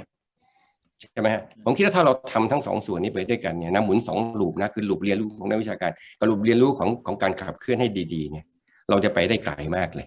นะครับแล้วผมรู้สึกว่าทั้งหมดนี้ถ้ากลับมาสู่ประเด็นเรื่องhuman resource development นะมันเป็นการสร้างสิ่งที่เรียก active citizen ผ่านการลงมือทำและการเรียนรู้ร่วมกันแต่ที่สำคัญคืออะไรรู้ไหมฮะประสบการณ์ที่ผมได้คือว่าเวลาอาจารย์มหาวิทยาลัยนักวิชาการที่มีเครดิตมีองค์กรแบ็กอัพเข้าไปอยู่ในกระบวนการนั้นเนี่ยชาวบ้านมีความมั่นใจชาวบ้านไม่โดดเดี่ยวนะครับแล้วถ้านักวิชาการเก่งพอก็จะเป็นสิ่งที่ผมเรียกว่าตัวเชื่อมนะผมหวังว่าเราทำพาร์ทเนอร์ชิพนี้เราต้องนำไปสู่การเชื่อมแนวรากกับแนวดิ่งนะครับนิวเฟอร์กูสันเขาใช้คำน่าสนใจนะเขาใช้คำว่า the square and the tower นะผมคิดว่านักวิชาการเราเนี่ยสามารถทำเล่นบทเนี่ยเชื่อมแนวรากกับแนวดิ่งได้เนี่ยมันจะเป็น another breakthrough เลยนะครับแล้วมันอาจจะทำให้ policy maker นะ policy making process นะ national planning central planning ทั้งหลายที่เรากำลังทำกันอยู่มีคุณภาพที่ดีขึ้นนะเพราะมีคนเป็นตัวเชื่อมมันไม่ใช่เชื่อมเฉพาะเรื่องความรู้มันเชื่อมเป็น voice ด้วยนะครับจริงๆเนี่ยประเด็นนี้ผมขอปิดท้ายตรงนี้นะผมคิดว่าเราพูดกันเยอะมากแต่ว่าความจริงก็คือนักวิชาการต้องช่วยเยอะถ้าเป็นไปได้ชาวบ้านมีความรู้เยอะมากคนทำงานตัวจริงมีความรู้เยอะมากไม่ได้แต่ชาวบ้านเท่านั้นนะครับผมจะพูดถึงเรื่องเจ้าหน้าที่สาธารณสุขของกระทรวงสาธารณสุขในพื้นที่ปฏิบัติการเยอะเขามี innovation มากนะครับแต่ว่าเวลาเขาพูดเนี่ยคนก็จะนึกว่าก็เป็นความรู้ธรรมดาเนาะในภาษาวิชาการทางการเรียกว่าเป็น tacit knowledge ใช่ไหมแต่ว่านักวิชาการเนี่ยต้องเชื่อม tacit knowledge กับ explicit knowledge ให้ได้แล้วก็นำ tacit knowledge ไปสู่ new explicit knowledge ที่อาจารย์เรียกว่า triple loop learning เนี่ยผมคิดอันนั้นคือรูปธรรมอันหนึ่งเลยนะครับผมก็หวังว่านะครับเราจะสามารถสร้างเครือข่ายนักวิชาการที่ทำงานแบบ academic activism แล้วก็มี support ทั้งจากสถาบันการศึกษาทั้งจากมหาวิทยาลัยนะที่จะ reward คนทำงานแบบนี้กับ funding agency ที่จะมาให้เงินสนับสนุนอย่างต่อเนื่องนะครับผมคิดว่าอันนั้นจะทำให้เราทำ transformation ได้หลายอันขอบคุณมากเลยครับขอบคุณมากครับคุณหมอสมศักดิ์ครับที่คุณหมอได้สรุปทุกอย่างอย่างครอบคลุมแล้วนะครับผมขออนุญาตไม่สรุปที่คุณหมอพูดแล้วกันนะครับขอบพระคุณเป็นอย่างยิ่งครับขออนุญาตขยับต่อไปที่อาจารย์ปัดเลยครับคำถามเดียวกันครับอาจารย์5 นาทีก็คือว่าเราเห็นอย่างไรนะครับว่าประเทศไทยควรจะมีการขับเคลื่อนเนี่ยตามแนว transformation ในรูปแบบใดลักษณะใดหรือวิธีการไหนครับอาจารย์เชิญเลยครับอาจารย์ครับค่ะขอบพระคุณค่ะประเด็นแรกอาจจะ clarify คำว่า localizing SDG ในมุมที่ตัวเองมองนิดหนึ่งนะคะก็เห็นด้วยกับท่านผู้แทนจากภาคประชาสังคมนะคะดร.วนันท์ใช่ไหมคะค่ะว่าจริงๆแล้วเนี่ยชาวบ้านเองนะคะหรือคนที่อยู่ในพื้นที่อะค่ะก็จะมีคอนเซปต์ของ balance นะคะการใช้ชีวิตที่สมดุลกับธรรมชาติกับสิ่งแวดล้อมอยู่แล้วด้วยนะคะแล้วก็อันนี้เป็นสิ่งที่ใช่แต่ว่าเวลาตัวเองพูดถึง localizing SDG เนี่ยก็คือว่าประเด็นมันคือหลายเรื่องเราก็เห็นนะคะว่าเกิด conflict ระหว่างหน่วยงานภาครัฐกับชาวบ้านในพื้นที่แปลว่าlocalizing SDG ด้วยองค์คาพยพแค่ชาวบ้านอย่างเดียวไม่พอสำหรับการพัฒนาหรือสำหรับการที่จะอยู่ร่วมกันนะคะเพราะฉะนั้นเราก็จะจึงได้เจอปัญหาอยู่หลายๆครั้งที่ว่าโครงการของรัฐเองเนี่ยก็อาจจะไม่ได้อาจจะสร้างผลกระทบอะไรบางอย่างหรืออาจจะยังไม่สร้างความเข้าใจร่วมกันนะคะในการที่จะไปสู่เป้าหมายร่วมกันกับคนในพื้นที่เพราะฉะนั้นตัวเองก็ยังคิดว่า localizing SDG นั้นสำคัญแต่ในความหมายที่ว่ามันจะต้องมีองค์คาพยพที่เพียงพอที่ครบถ้วนที่จะมา move ตรงนี้ไปด้วยกันนะไม่อย่างนั้นมันก็จะเกิด conflict อยู่ในปัจจุบันอยู่นะก็เห็นด้วยในเรื่องของ partnership นะคะที่มีความสำคัญนะคะค่ะทีนี้พอคุณหมอสมศักดิ์พูดถึงเรื่อง transformation และอาจารย์พูดถึงการเปลี่ยนเรื่องของวิธีคิดการเปลี่ยนในเรื่องวิธีคิดต่างๆเนี่ยค่ะแล้วก็ยกตัวอย่างเรื่องโควิดจริงๆมันสะท้อนอะไรบางอย่างกันนะคะว่าตัวเองก็ตั้งคำถามอยู่ตลอดว่าไอ้ paradigm shift เนี่ยการเปลี่ยนความคิดเนี่ยมันเกิดขึ้นได้ยังไงเรามักจะเห็นชัดๆตอนที่เกิดภาวะวิกฤตนะคะแต่ว่าท้ายที่สุดมันก็อาจจะหายไปเลยหรือเปลี่ยนได้จริงๆแต่ว่าถ้าไม่มีภาวะวิกฤตเนี่ยมันจะเปลี่ยนคนเราจะเปลี่ยนความคิดเปลี่ยนวิธีคิดได้ยังไงอันนี้เรามองว่าอันที่หนึ่งเนี่ยก็คือเรื่องของการเรียนรู้นะคะเรื่องของการเรียนรู้แล้วก็เรื่องของตัว system ระบบหรือ ecosystem ที่มันแวดล้อมอยู่มันต้องเอื้อให้เกิดการเปลี่ยนแปลงนะคะคราวนี้อาจารย์คุณหมอพูดถึงเรื่องบทบาทภาควิชาการนะคะผมคิดว่าสิ่งที่คุณหมอพูดเนี่ยมันทำให้ได้คิดคือสกสวเองเนี่ยนะคะในฐานะภาควิชาการแล้วก็ทำบทบาทหน้าที่ในการทำแผนด้านวิทยาศาสตร์วิจัยนวัตกรรมจริงๆตั้งแต่ต้นแล้วตอนที่เราทำแผนขึ้นมาในภาพใหญ่นะคะเราพยายามใส่คอนเซ็ปต์นะคะเอาเรื่อง SDG เข้าไปลงไปอยู่ในตัวความคิดตรงนี้ด้วยแล้วก็ได้มีการลองทำเอากรอบ SDG นะคะเข้าไปสแกนดูว่าในแต่ละพื้นที่นะคะจริงๆเจนชวนเป็นคนสำคัญที่ช่วยพวกเรากันอยู่นะคะว่าในแต่ละพื้นที่เนี่ยมันมีประเด็นอะไรที่มันอาจจะไม่เป็นปัญหาของความของการพัฒนาปัญหาของการที่จะไม่เกิดความยั่งยืนในพื้นที่นะคะคือเอากรอบ SDG เป็นตัวจับเพราะฉะนั้นแผนที่เราพยายามทำเนี่ยก็พยายามทำให้เป็นแผนที่เอาเรื่องของความยั่งยืนเข้ามาอยู่ในแผนในหลายๆระดับนะคะแม้ว่าแต่ว่าตัวสำคัญเนี่ยตัวเองเห็นด้วยค่อนข้างมากค่ะว่าเวลาเราพูดถึงแผนด้านวิทยาศาสตร์วิจัยนวัตกรรมที่เราจะตัววิทยาศาสตร์เป็นตัวขับเคลื่อนนะคะพอแผนฉบับที่1พูดถึงเรื่องเศรษฐกิจขึ้นมาปั๊บเนี่ยก็จะหลุดเลยนะก็คิดถึงเรื่องรายได้เรื่องอะไรต่างๆแต่ทำยังไงที่จะทำให้มองถึงรายได้ในมุมที่เป็นความยั่งยืนแล้วก็เป็นมิตรกับสิ่งแวดล้อมด้วยหน้าที่ที่สกสวพยายามทำก็คือการคุยร่วมกันนะคะกับ PMU บ้างกับหน่วยต่างๆบ้างเนี่ยนะคะอย่างสมมุติว่าเรื่องท่องเที่ยวเนี่ยตอนนี้อาจจะพอดีกระแสโลกมันไปด้วยนะคะมันก็เริ่มพูดถึงคาร์บอนนิวทรัลนะคะในมิติของการพัฒนาเรื่องของการท่องเที่ยวอะไรต่างๆอันนี้เป็นตัวอย่างนะคะว่าอันที่1คือทางในฐานะที่เป็นหน่วยที่ดูเรื่องการทำแผนและจัดสรรงบประมาณเนี่ยจะใส่คอนเซปต์แนวคิดวิธีคิดของ SDG เข้าไปในการทำงานเนี่ยแต่ละเรื่องได้ยังไงอันนี้ก็เป็น challenge ของเรานะคะอันที่2อะค่ะในแผนเนี่ยมันจะมีบางยุทธศาสตร์ซึ่งมันตอบตรงกับ6หัวข้อนะคะที่ได้ list เอาไว้ใช่ไหมคะไม่ว่าจะเป็นเรื่องของเมืองนะคะเป็นเรื่องของความยากจนเรื่องของระบบเกษตรเรื่องของ food system อะไรต่างๆเนี่ยค่ะอันเนี้ยแผนของด้าน วนก็จะมีประเด็นนี้ค่อนข้างครบถ้วนอยู่ในนั้นนะคะแล้วก็ประเด็นเรื่องcircular economy นะคะประเด็นในเรื่องของ climate change นะคะประเด็นเรื่องเมืองที่น่าอยู่แล้วก็เป็นมิตรกับสิ่งแวดล้อมเราก็พยายามใส่คอนเซปต์ต่างๆเหล่านี้เข้าไปนะคะคราวนี้สิ่งที่สำคัญก็คือว่าอย่างที่คุณหมอพูดถึงนะคะองค์คาพยพจริงๆเนี่ยเข้าใจเรื่องนี้จนถึงเรื่องของวิธีคิดมากน้อยแค่ไหนนะคะหรือว่ามองเป็นแค่เรื่องของงานวิจัยที่ทำงานนะคะคราวนี้สิ่งที่คุณหมอได้พูดและทำให้กระตุ้นมากๆก็คือว่าท้ายที่สุดนะคะพอเราทำเรื่องการวิจัยมันได้เป็นชุดความรู้อาจจะเอาไปประยุกต์ใช้ได้บ้างหรือ failure ไม่สามารถที่เอาไปประยุกต์ใช้หรือเป็นfragment อยู่ตรงนั้นตรงนี้บ้างแต่ยังไงก็ตามแต่สิ่งหนึ่งที่อาจจะขาดไปจริงๆก็คือใช้ความรู้มาเป็นเรื่องของการสร้างกระบวนการเรียนรู้ค่ะนี่คิดว่าภาพตรงนี้ขาดมากๆสำหรับระบบแล้วเราอาจจะไม่เคยคิดถึงตรงนี้นะคะแต่ว่าดิฉันเชื่ออย่างหนึ่งคือในแง่ของอาจารย์มหาวิทยาลัยที่ลงมาทำเรื่องนี้จริงๆเนี่ยคิดว่าอาจารย์เนี่ยสามารถนำสิ่งที่อาจารย์ทำวิจัยความรู้ชุดข้อมูลต่างๆเหล่านี้ไปถ่ายทอดไปคุยกับนักศึกษาซึ่งดิฉันก็เห็นอาจารย์ชนเป็นตัวอย่างหนึ่งนะคะคนที่ทำวิจัยเรื่องนี้มากๆเนี่ยก็จะอินแล้วก็เอาอันที่1คือสร้างการเรียนรู้เข้าไปในกลุ่มของนักศึกษาแต่ว่าสำหรับการสร้างเรียนรู้ในสาธารณะดิฉันคิดว่าตรงนี้วนจะต้องทำมากขึ้นนะคะแล้วก็เราขาด ตรงนี้ไปจริงๆนะคะในการนำจากงานวิจัยเป็นองค์ความรู้เป็นนวัตกรรมก็อาจจะถูกเอาไปใช้แต่ความรู้ความเข้าใจบางอย่างเนี่ยมันสามารถที่จะสร้างการเรียนรู้ได้แล้วก็คุณหมอพูดถึงขั้นว่าต้องเป็นทีมวิชาการต้องช่วยเป็น voice ด้วยนะคะอันนี้ก็น่าจะเป็นส่วนที่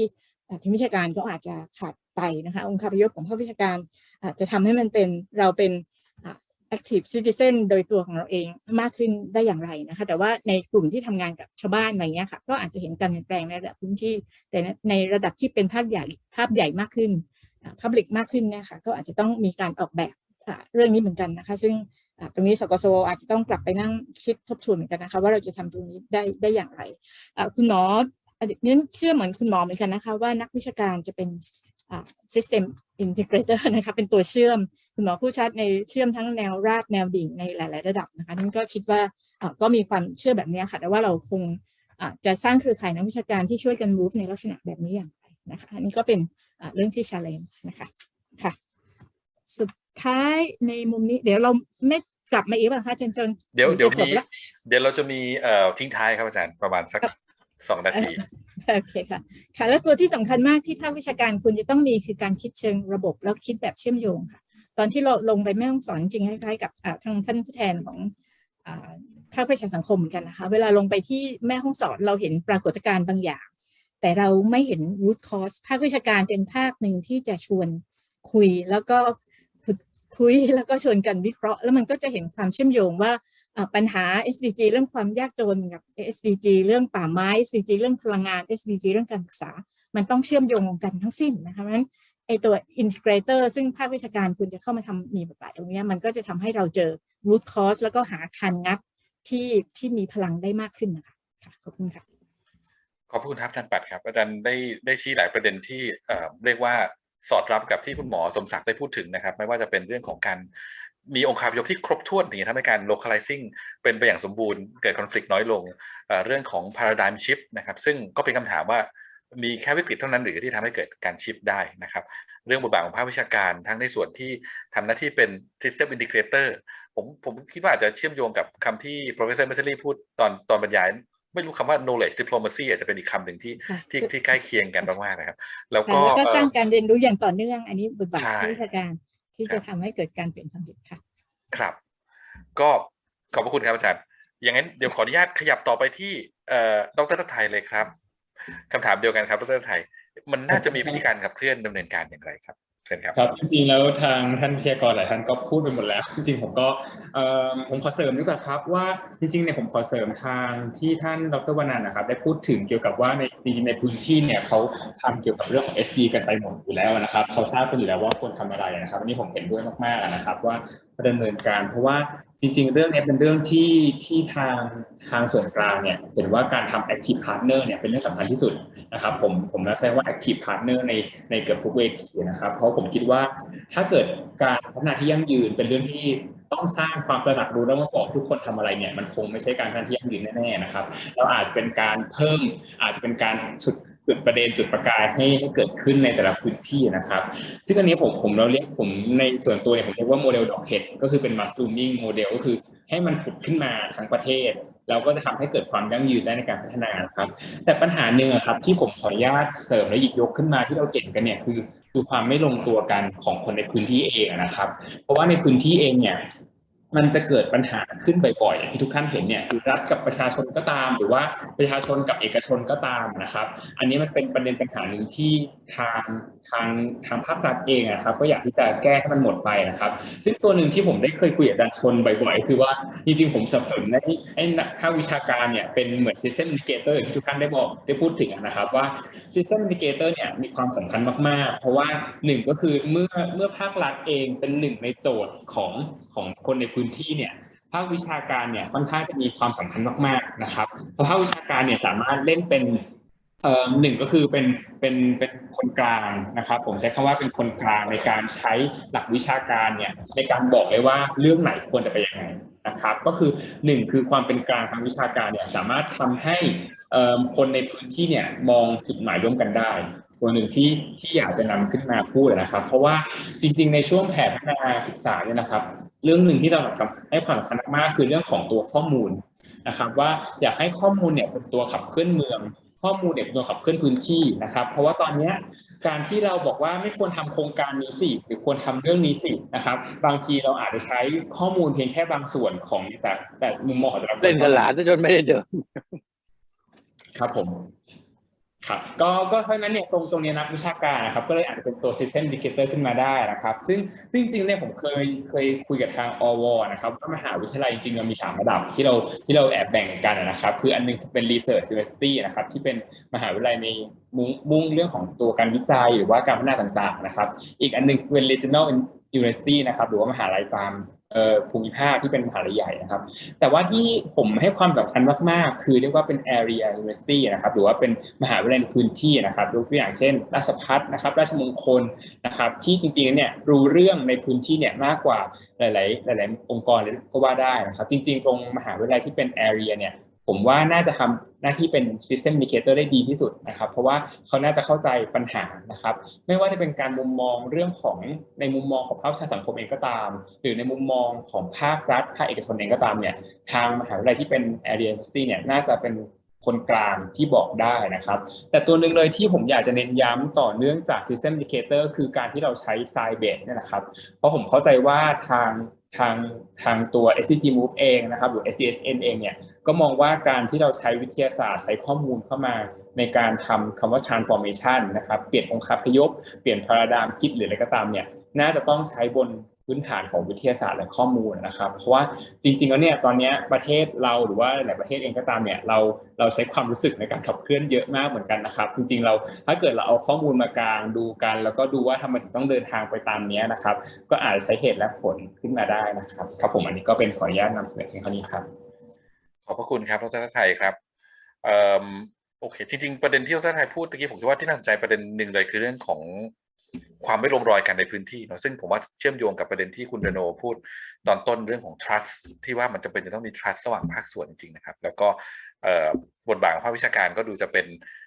บทบาทที่สำคัญนะครับแล้วก็จริงเห็นด้วยกับที่ดร.ไทยพูดมากๆเลยว่าทำยังไงจะ empower มหาวิทยาลัยภูมิภาคมหาราชภัฏราชมงคล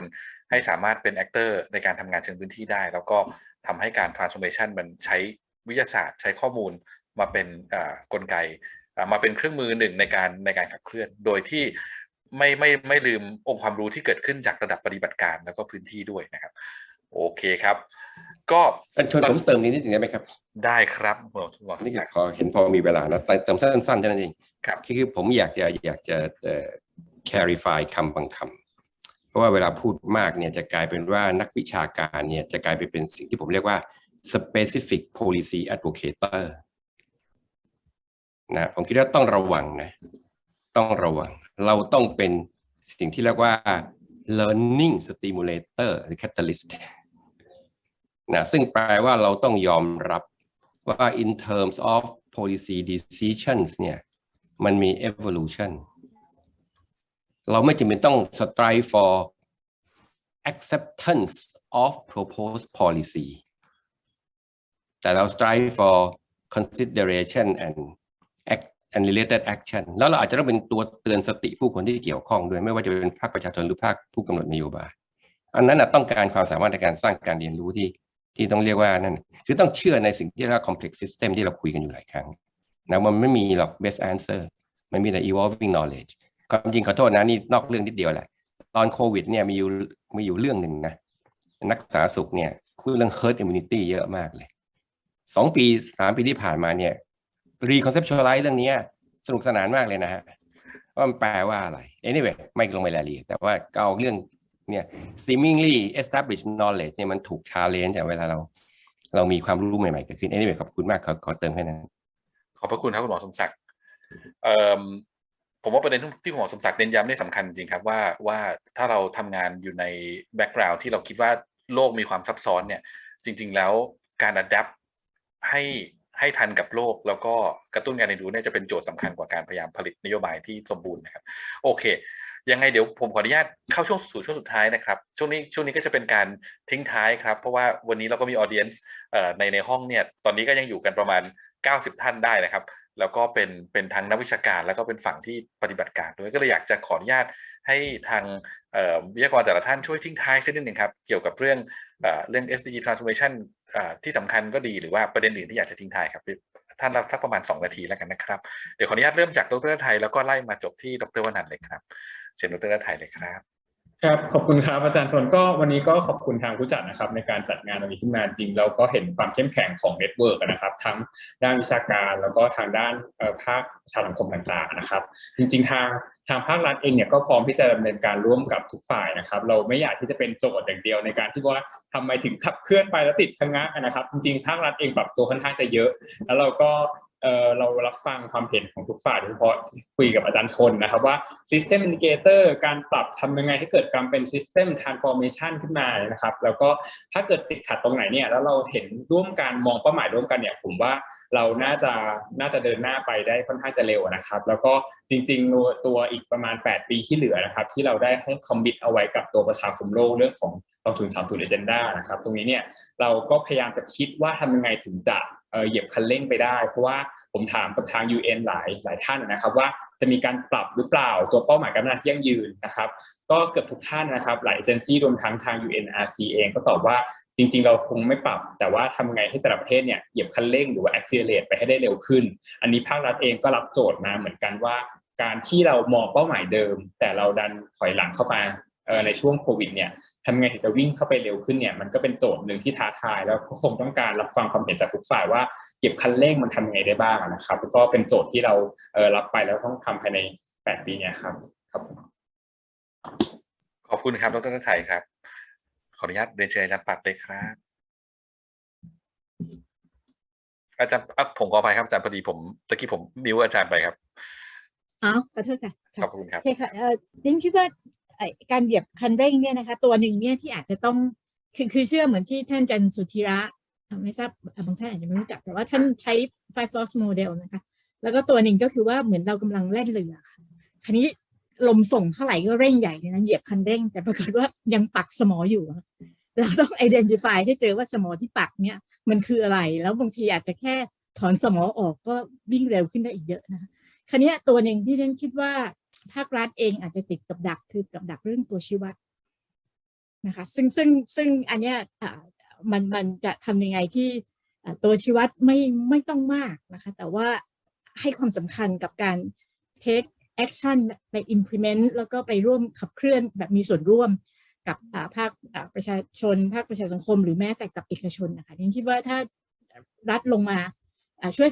facilitate ส่วนนี้ด้วยเนี่ยนะคะแล้วก็ช่วยถอนสมอบางเรื่องที่มันเป็นข้อจำกัดทางนโยบายทางกฎระเบียบอะไรอยู่เนี่ยค่ะบางทีมันก็อาจจะเร็วขึ้นก็ต้อง identify ตรงนั้นนะคะแล้วก็อีกส่วนหนึ่งอะค่ะถ้าเป็นตัวส่งเนี่ยดิฉันก็เห็นด้วยนะคะว่าตอนนี้เราใช้โมเดลดอกเห็ดมันก็ขึ้นได้หลายที่มันก็งดงามก็ดีนะคะแต่ว่ามันจ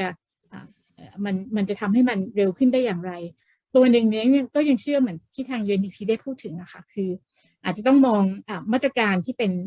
ตัวแมคโครเข้ามาช่วยด้วยนะคะเช่นเกี่ยวกับเรื่อง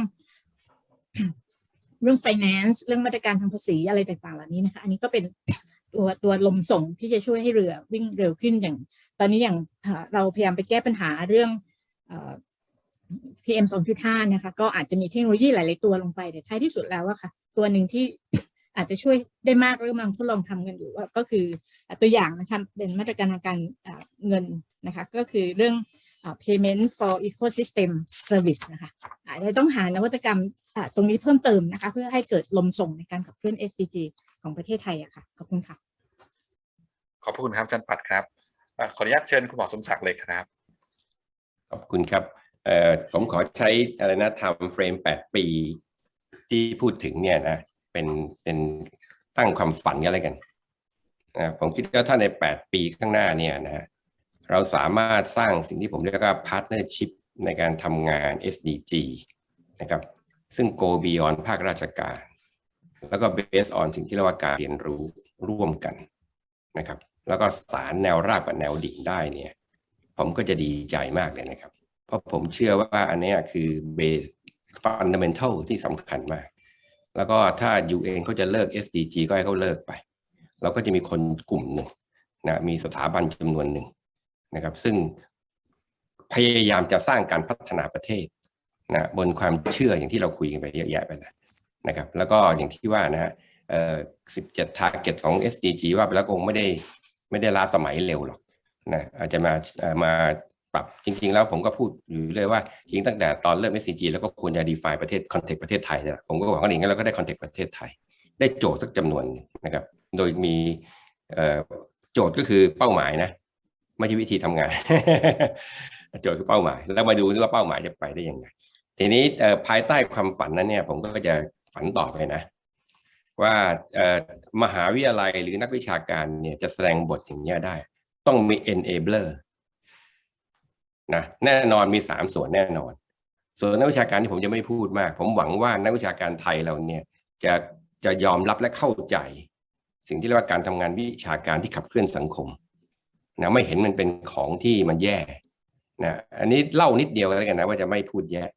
ครั้งหนึ่งนานมาแล้วเนี่ยอาจารย์วิชัยโปเซียจินดาซึ่งท่านเสียชีวิตไปแล้วนะครับให้ผมไปพูดกับชุมชนนักวิชาการเอดส์นานาชาติที่เชียงใหม่สมัยที่เอดส์ระบาดในประเทศไทยบ่อยๆผมก็เล่าให้ฟังถึงแนวคิดเรื่องเนี่ยว่านักวิชาการต้องเป็นตัวเข้าไปช่วยขับเคลื่อนการเปลี่ยนแปลงเนี่ยนะคำถามแรกที่ผมได้จากพวกฝรั่งเนี่ยก็คือว่ายูกำลัง lose neutrality หรือเปล่าผมก็พยายามจะอธิบายนะว่าทำไมผมไม่คิดว่ามัน lose neutrality คล้ายๆที่ผมอธิบายเมื่อสักครู่เนี่ยอย่างไรก็ตามผมคิดว่าไอ้นี่เป็น big hurdle นะแต่ผมก็เชื่อว่ามันน่าแกะไม่ยากไม่ใช่เหรอมันน่าจะมีโมเดลเยอะแยะนะครับ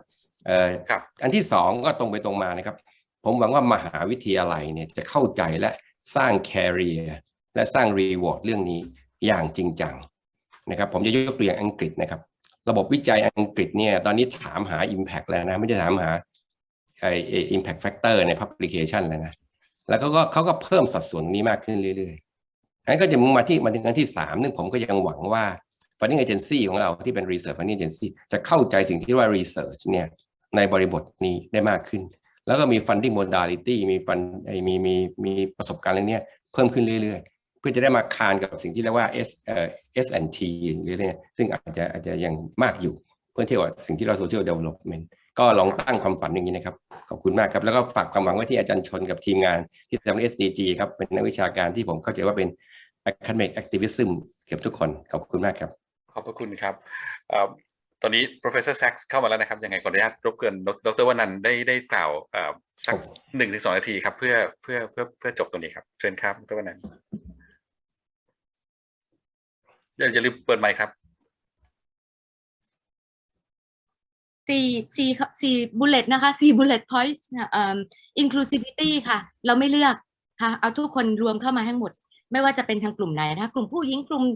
ทุกภาคส่วนค่ะทุกกลุ่มในภาคประชาสังคมแล้วก็กลุ่มของชุมชนอันที่2ค่ะ recognition และ integration สิ่งที่เกิดขึ้นต้องเอามา integrate ด้วยเพราะนั้นแล้วก็ให้ความสำคัญด้วยรับรู้ว่ามันมีสิ่งเหล่านั้นเกิดขึ้นแล้วพยายามเชื่อมโยงให้ได้ค่ะและอันที่3 knowledge base ค่ะ knowledge ไม่ได้จากภาควิชาการอย่างเดียวสิ่งที่เกิดขึ้นในระดับพื้นที่เป็น knowledge เป็น wisdom เกิดขึ้นด้วยเหมือนกันเป็น intellectual ที่เกิดขึ้นด้วยและอันสุดท้ายค่ะequal partnership ค่ะเรามองเห็นความมี partnership กับภาคธุรกิจเนี่ยค่ะเยอะทั้งในระดับระหว่างประเทศและในระดับประเทศแต่ว่าแทบไม่ค่อยเห็นความร่วมมืออย่างที่เป็นequal partnership นะคะกับภาครัฐแล้วก็กลุ่มภาคประชาสังคมอันนี้น่าจะเป็นเวทีที่ทำให้เกิดขึ้นได้ด้วยค่ะสั้นพอนะคะโอ้ยขอบพระคุณครับขออภัยดร.วนันท์ด้วยนะครับก็วันนี้ต้องขอบพระคุณทั้ง4ท่านมากๆเลยนะครับที่สละเวลาแล้วก็ใช้พลังในการแสดงความเห็นที่จริงๆแล้วทำให้เราเปลี่ยนมุมมองที่มีต่อ SDG แล้วก็เรื่อง transformation ไปมากทีเดียวครับก็ขออนุญาตรับความเห็นทุกท่านนะครับแล้วก็เอาความเห็นเหล่านี้ไปทำงานต่อในโครงการ SDG Sandbox ของเรานะครับสำหรับวันนี้ผมขออนุญาตกล่าวสวัสดีตรงนี้นะครับแล้วก็ขอมอบเวทีให้กับอาจารย์แอมเพื่อเข้าสู่ช่วงการบรรยายของ Professor Sachs ต่อไปครับขอบพระคุณครับขอบคุณวิทยากรทุกท่านนะคะแล้วก็ขอบพระคุณอาจารย์ชนด้วยค่ะสำหรับการทำหน้าที่เป็นผู้ดำเนินรายการนะคะเรามาถึงช่วงสุดท้ายนะคะของวันนี้แล้วค่ะก็นับว่าเป็นเกียรติกับพวกเรามากนะคะที่ได้รับเรียกว่าทาง Professor Jeffrey Sachs นะคะซึ่งเป็นเรียกว่าเหมือนต้นฉบับนะคะที่พูดถึงเรื่อง is the person talk about the transformationsวันนี้ด้วยนะคะขออนุญาตแนะนำอาจารย์เล็กน้อยนะคะ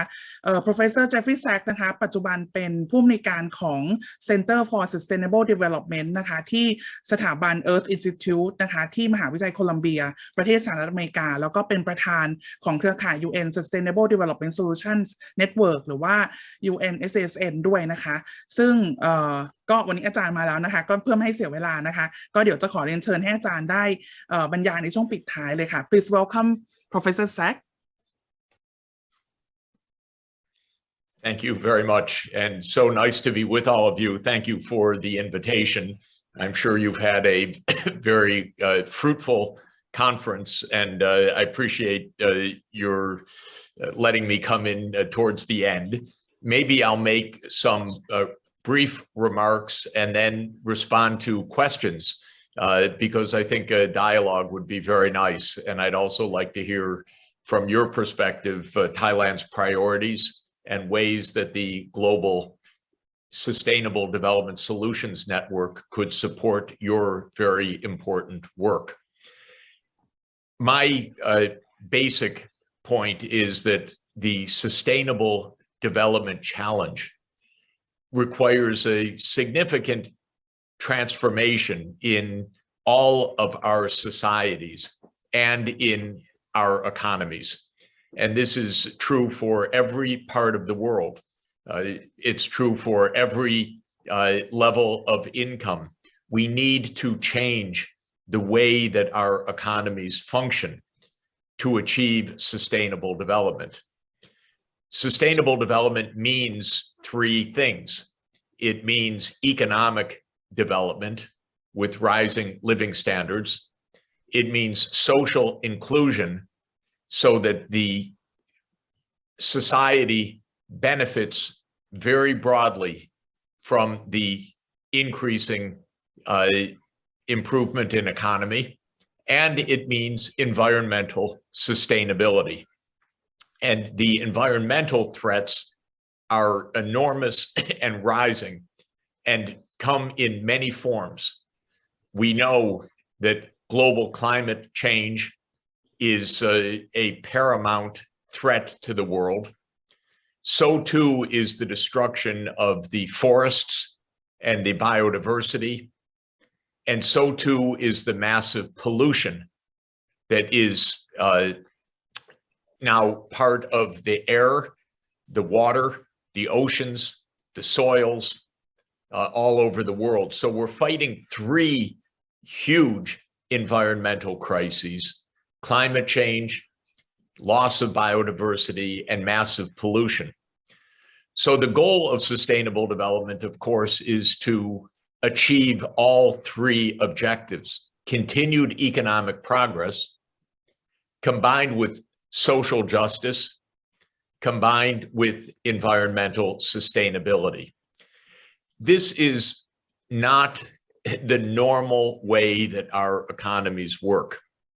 because normal market economics can promote economic growth, but with widening inequality and with massive environmental destruction. So I would summarize the broad state of the world economy as being able to achieve usually economic growth, but not social justice and not environmental sustainability. Now, of course, the last 3 years have been more difficult because we also have had economic crisis, first with the pandemic and now with the war in Ukraine and the effects of the US sanctions, which are destabilizing the world economy.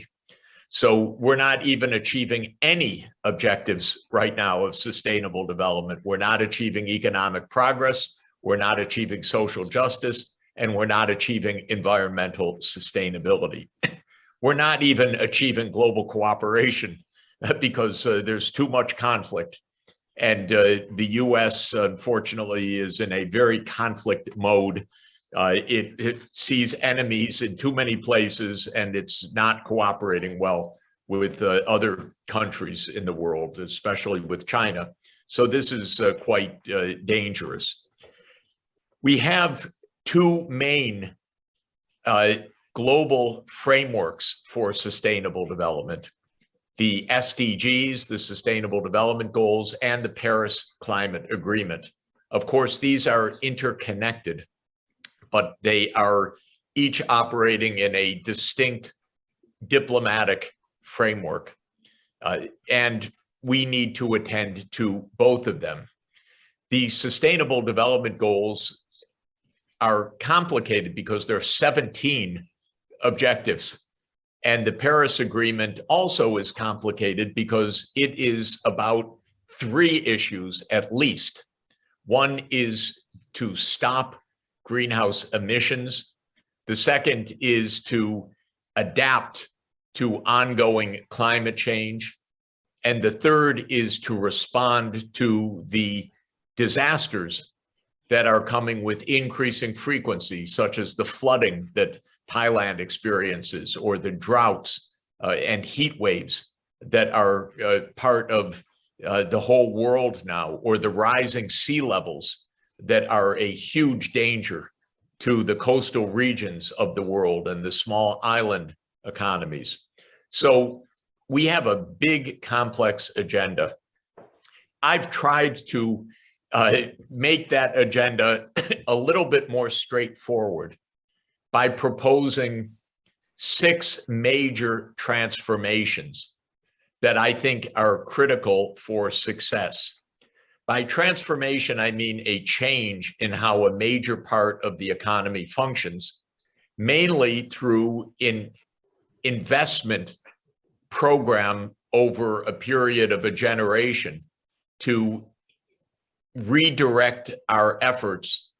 in a particular way. So these 6 transformations start with improvement of education and skills. That's the transformation number 1. And I think for Thailand, this is probably the single most important investment. Thailand is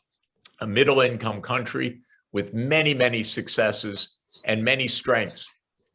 To reach the high income levels that Thailand would like to achieve, the most important investment is the investment in quality education, in higher education, in science, technology, research, and development. So this is transformation number 1. More resources, higher quality of education, all children completing at least secondary education, with a very substantial proportion completing university education. And we should be innovating using digital means to reach more students and to give a more quality education. The second transformation is the health system. We have seen from the COVID-19 pandemic that we need strong, effective, inclusive health systems that are both preventative and curative. Fortunately,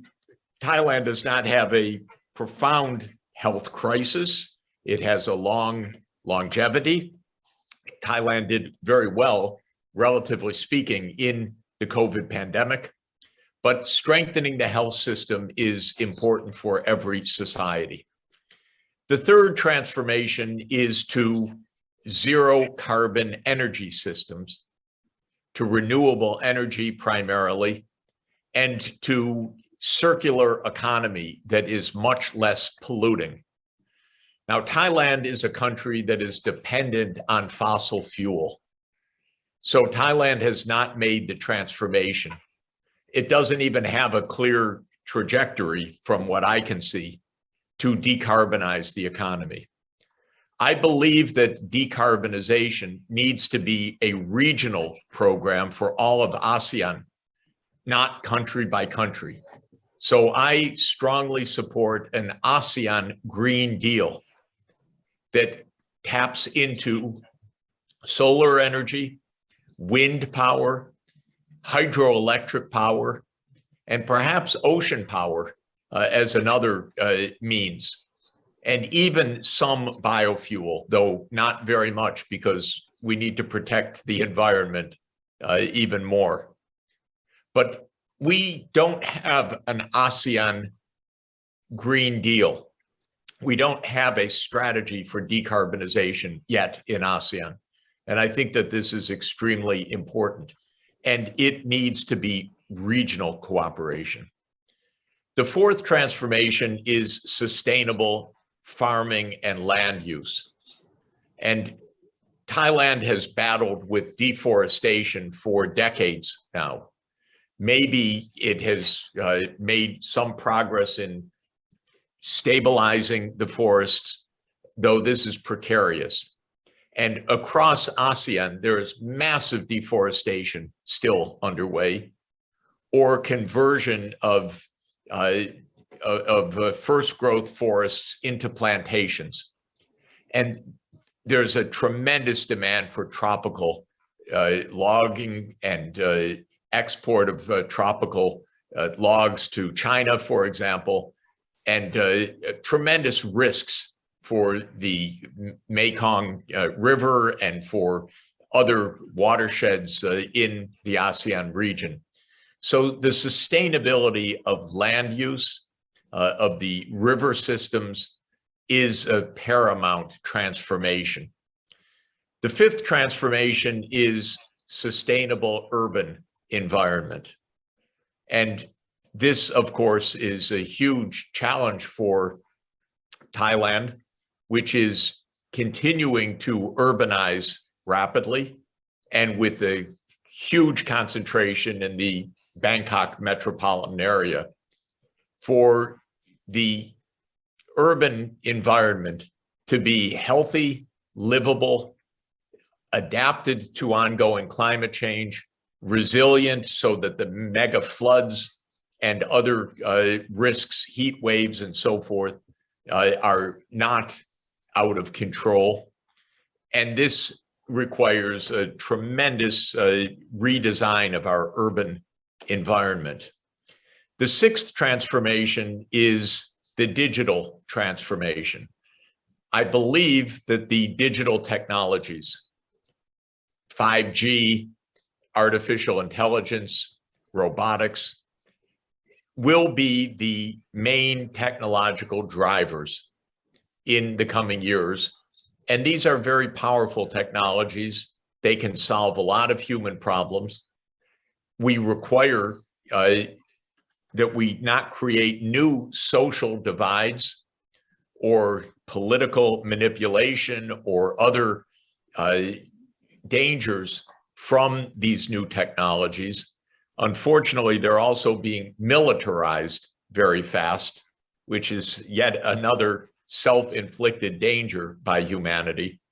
But I'm especially interested in using the digital technologies to help solve these sustainable development challenges, because smart digital systems can help with energy efficiency, can help with the quality of urban life, can provide quality online education, can provide telemedicine, can support finance and banking services, can help governments to be more transparent and rule-based. But we need strategies to deploy the digital technologies in a systematic way and in a manner that supports the Sustainable Development Agenda. So these, for me, are the six main transformations: education, health, energy and industry, land use, urban environment, and digital transformation. Each of these transformations requires a strategy that is at least a 10, but really a 20-year strategy. We require governments to be able to look forward longer term, to have clear goals and objectives for the year 2030, the year 2040, and the year 2050. We require a lot of regional cooperation because many of these goals, especially the environmental objectives and the energy system objectives, require an ASEAN-wide strategy with a lot of cooperation in the region. The riversheds require cooperation of all of the countries along the river systems, like the Mekong River. And that means cooperation with China, with Thailand, Cambodia, Vietnam, and so forth. This is all extremely important. And it's not the normal politics. It is a longer term perspective. It also requires more mobilization of finance for government. And I think it means rising tax revenues as a share of national income over time. So Thailand now collects something around 20% of GNP in government revenues, but I would think that this needs to rise to 25 or 30% over the coming decade, because government will need to provide more services, more transformation, more investments in education, more investments in science, more investments in environment, and so forth. And it will need the revenues in order to do so. So let me stop here. I hope that this was appropriate given your agenda. I'm excited to learn what you are doing and thinking, and of any ways that I and the Sustainable Development Solutions Network can do more to support your important work. Thank you very much. Thank you very much, Professor Sachs, for your substantial and insightful speech. And next, we will have some couple of minutes for Q&A, and we are going to use the interpretation function for our participants and you to translate Thai English and English Thai ค่ะ เดี๋ยวก็อยากจะขอเชิญชวนทุกท่านนะคะได้ร่วมแลกเปลี่ยนนะคะหรือว่ามีประเด็นคำถามกับอาจารย์นะคะดร.วนันท์ยกมือไว้ท่านแรกเลยนะคะเดี๋ยวเชิญดร.วนันท์เลยค่ะขอบคุณมากค่ะจะถามเป็นทั้งไทยและภาษาอังกฤษนะคะ ขอถามเป็นภาษาอังกฤษก่อนค่ะ Thank you very much. I'm interested. Transformation needs finance, of course. And when you are talking about decarbonization in Thailand and also in ASEAN countries, what do you see in terms of the finance from developed countries as part of the commitment of developed countries who have caused climate impacts to developing countries or countries in the South? And I think it might be, this is in the frame of climate justice in terms of the finance to developing countries that has to be met. คำถามถามว่า transformation ต้องใช้เงินเพราะฉะนั้นมุมมองของคุณเจฟฟรีย์อะค่ะมองว่ายังไงเพราะว่าการเงินเป็นเรื่องสำคัญแล้วการที่จะลดการปล่อยก๊าซคาร์บอนไดออกไซด์จากภาคฟอสซิลทั้งในประเทศไทยแล้วก็ประเทศในภูมิภาคอาเซียนเนี่ยต้องใช้เงินซึ่งต้องเป็นเงินมาจากเงินที่ประเทศพัฒนาแล้วซึ่งเป็นคนก่อให้เกิดโลกร้อนต้องเป็นคนให้มา Thank you very much. There are several dimensions of climate finance. There is the finance of the energy system transformation. There is the finance of the infrastructure for adaptation, for instance, to stop flooding. And there is the finance for the so-called losses and damages that are incurred by countries because of climate disasters, such as droughts, floods, heat waves, and so forth. We need much greater flows of financing for all of these. And those flows of financing need to be appropriate and just, as you asked. So appropriate means that especially developing countries need long-term finance. You can't finance an energy transformation on a 5-year loan or even a 10-year loan. This should be long-term financing, at least a 30-year maturity, I would say, for building the zero carbon energy system. A good source for that financing should be the major development banks, like the Asian Development Bank or the Asian Infrastructure Investment Bank, or public institutions like the China Development Bank, which could lend money. But these loans should be long-term, at low interest rates, and at much, much greater volume than is currently the case. I'm leading a task force for the UN on expanding this kind of high quality finance for the energy transformation. And the goal for me is to increase roughly 5 times from around 100 billion a year to around 500 billion a year, the amount of lending by the multilateral development banks, because developing countries need finance for all 6 of those transformations, but climate is obviously a high priority. Now, there's also the need for spending on adaptation and for losses and damages from disasters. And these are costs that are being imposed on developing countries by the pollution caused by the developed countries. So the developed countries should take responsibility by income transfers to make this happen. But you know, the rich countries don't like to accept any historical responsibility at all. This is the privilege of being rich and being powerful, which is to say, I don't have to do anything. And I'm afraid that my country, the United States, is one of the worst in that, because the United States has no historical memory. It has no sense of responsibility to the rest of the world. We had a president that said, America first, every day. He's a very nasty man, but he was quite popular because he was rejecting historical responsibility. But I think the developing countries should insist on historical responsibility. We can actually calculate it straightforwardly by how much carbon emission or greenhouse emissions are responsible from each country. The United States is the #1 country of historical responsibility. So it should be paying for the losses and damages, and it has not yet recognized that. So this is a second matter. One interim approach that I've recommended is that at least the high-income countries should pay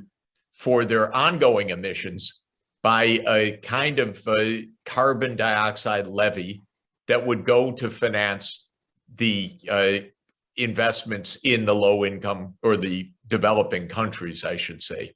And I've said that if the high income countries would pay $5 per ton of CO2 emitted, and the upper middle income countries $2.50 per ton, that would provide $100 billion,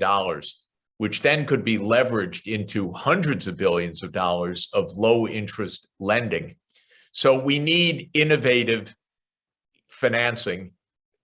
based on the responsibility of the rich countries. Let's keep working on it, even though it's not accepted right now by the governments of the rich countries. It is the right approach.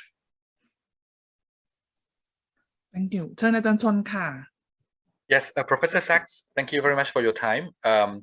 We, SDG Move and SDSN Thailand, are hosting this event and the partners. And this project is inspired by your work, Sixth Transformation.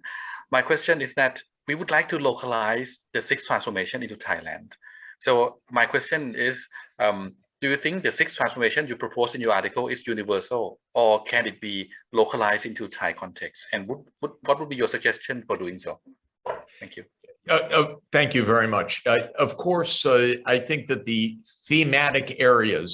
are universal because every society needs to invest in its people, meaning its health and education. It needs to invest in its industry and energy system. It needs to be sustainable in land use, and societies everywhere are either urban or urbanizing. All of us will use digital technologies in the future as well. So in this sense, I think the six transformations speak to any country, but every country has its particular circumstances, its conditions, its baseline, its urgent needs. And in this sense, every framework like the six transformations needs to be localized and it needs to be regionalized. So I would say that this framework can work at a metropolitan area, say for the Bangkok region. It can work at the national level for national planning, and it can work at the ASEAN level for ASEAN-wide framework. I believe in doing a kind of report card, and that's why we produce the Sustainable Development Report each year with the SDG Index.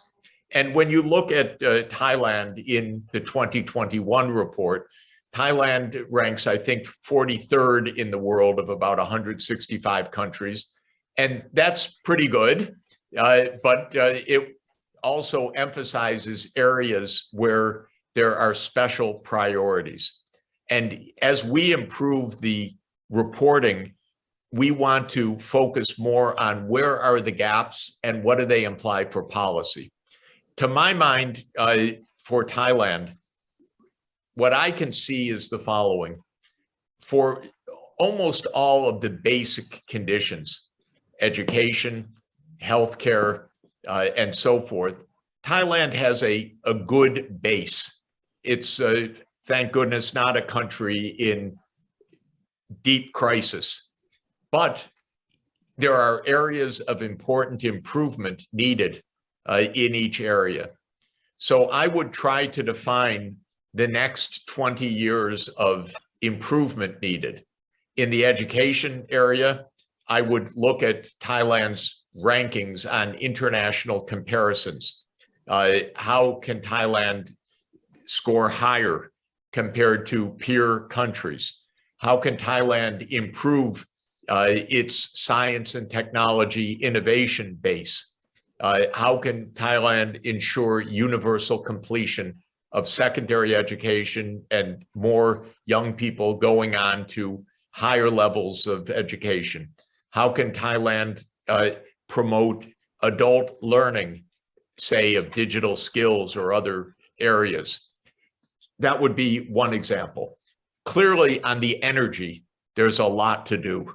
because Thailand, just like almost all of ASEAN, does not have a transformation plan yet, and it doesn't have a strategy. And this, I think, is important for the whole world and important for the region. And ASEAN's, it's a complicated question because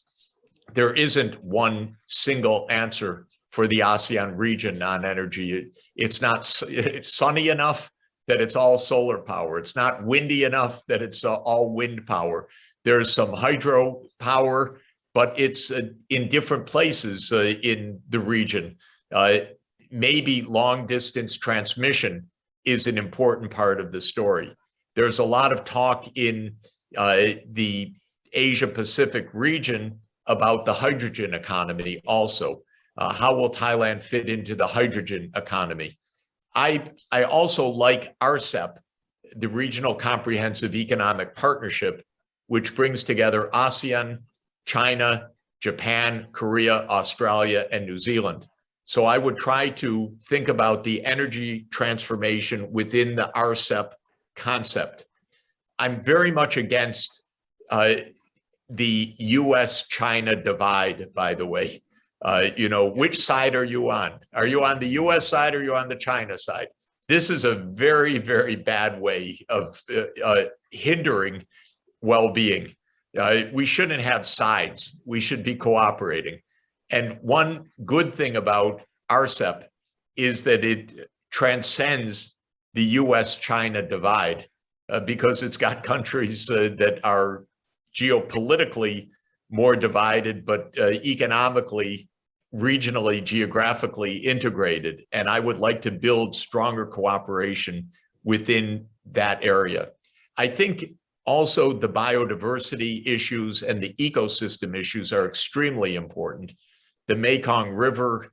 is threatened in a lot of ways. The biodiversity is threatened in a lot of ways. When it comes to urbanization also,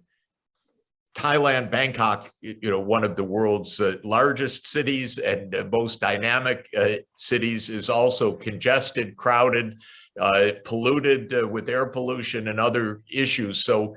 raising the quality of life in the urban areas is another key transformation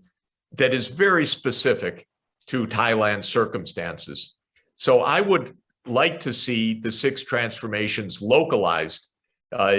in the sense of national and regional objectives, at least for 2 timelines, for the year 2030 and for the year 2050, because I think that those are the right timelines. The real transformation of energy goes to mid-century. We don't want to wait for mid-century for many of the other changes that are possible and needed. Okay, thank you very much. We have 3 questions in our chat box, and it will be grateful if you can answer in short, because the closing time is approaches. The next questions will be from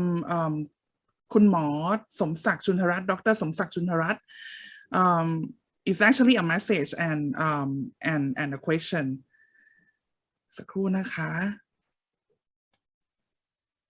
ตอนนี้คำถามมาเยอะมากเลยค่ะใน chat box. I think the question is about can Professor Sachs elaborate on what you wish to see transformation in these 6 agendas? Now, because I think he says that it would, when you propose transformation, it would mean that you imply these would be a set of new ways of thinking and working, as well as relationship different from existing one. So what would be what you wish to see? And I think perhaps another question that is quite related from our Director of Research Policy Agency. She asked, the transformation needs design. So who should be the one who do this function? Who should be the one to design transformation? Yes. Great. Yeah, thanks a lot. So this is broadly an exercise in thinking about the kind of society that we want in the future and how to achieve it. So it is both an exercise in setting clear goals, and it's an exercise in design of how to achieve those goals. As I've said, the goals, broadly speaking for me, are material well-being, that is economic progress, social well-being, that is cooperative and inclusive societies, and it is environmental sustainability, addressing climate, biodiversity, and pollution. And I use those as the reference points for our objectives. But you could even think more fundamentally, our objectives are human well-being. And we want to reduce suffering and improve happiness. Those are good Buddhist concepts also. To translate for the 21st century. What does it mean to create societies that are more for human well-being? As I said, I think sustainable development helps us to identify such needed changes. Then is an analytical question, a deep one, which is how should we use our know-how and our technology in order to bring about those changes? And there we really need more specifics, such as the transformation of the energy system, because we know from the climate science that we must decarbonize the energy system. So that gives us a clear homework assignment. We know that in the year 2050, we'll need more electricity, for example, because our vehicles will be powered by electricity, but the electricity needs to be produced by zero carbon sources. So how can we do that? And that's where we need a combination of engineering and public policy working together to design what I like to call a pathway. In other words, a pathway is a scenario and it's a quantified scenario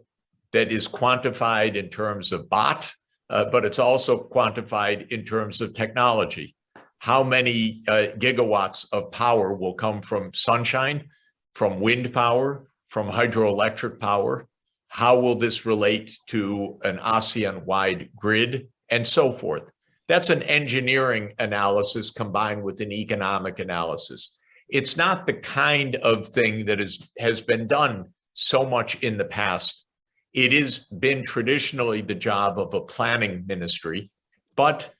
it's more complicated than traditional planning because it's more multi-objective, and therefore it's harder. It also requires more insight into changing technology, because when the planning is simply, let's add 3 more power plants, you know what to do. But when the planning is, let's add 3 more power plants, but they can't be coal-fired or gas-fired, they have to be something that we don't have right now, then it becomes much more complicated to make that choice. So we need interdisciplinary teams that combine several different expertises. One is engineers, very important. Second is economists. Third is public administration and policy experts to define the transformation in policy terms. And maybe, and nobody knows how to do this that well.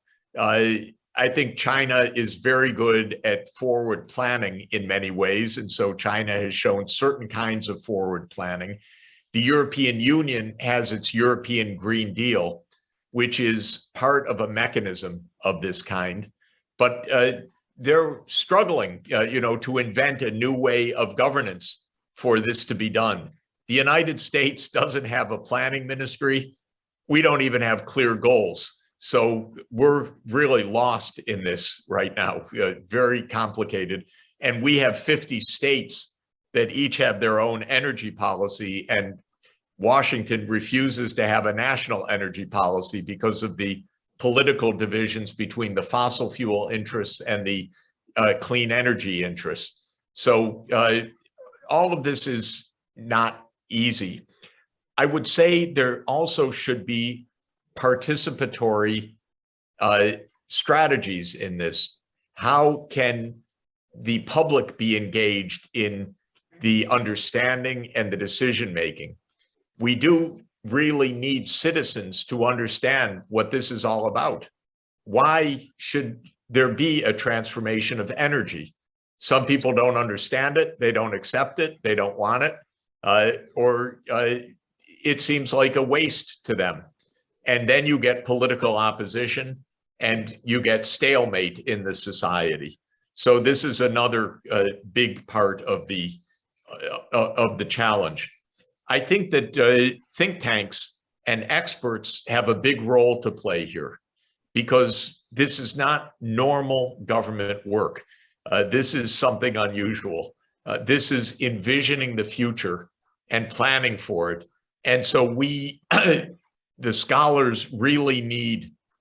to step forward out of their comfort zone and put forward these ideas, and then work with business and government and civil society to agree on basic frameworks of action. But I can say, in 30 years of work on this, it's not simple. And we are not really achieving the transformation globally, even though we've been talking about it for 30 years since the Rio Earth Summit. It's not happening properly, because in every society, it's blocked by division, vested interests, confusion, short-term prioritization that overwhelms the long-term thinking. And every time we have a new crisis like COVID-19 or the Ukraine war, it pushes aside the longer-term agenda. So we really need to create the global understanding that we need long-term change. That's the basic challenge we face. That's why we need to stick together in a global network on this. Thank you very much. Thank you very much. Yeah, I'm afraid that this is the last question for the Q&A because of our limited time. Thank you very much, Professor Sachs. It is great honor to have you with us today, and it is great learning from you, from your rich experience and rich knowledge. Well, thank you. And I hope to see you in person in Bangkok sometime soon, which would be wonderful. Thank you and bye-bye. Bye-bye, everybody. Thank you very much. Thank you very Bye-bye. much สวัสดีค่ะ ค่ะต้องขออภัยทุกท่านนะคะที่คำถามอาจจะไม่ได้สามารถได้ส่งต่อให้อาจารย์ได้ทุกอันนะคะเนื่องจากเวลาเราหมดลงแล้วนะคะในช่วงสุดท้ายนี้นะคะก่อนที่จะปิดเวทีค่ะก็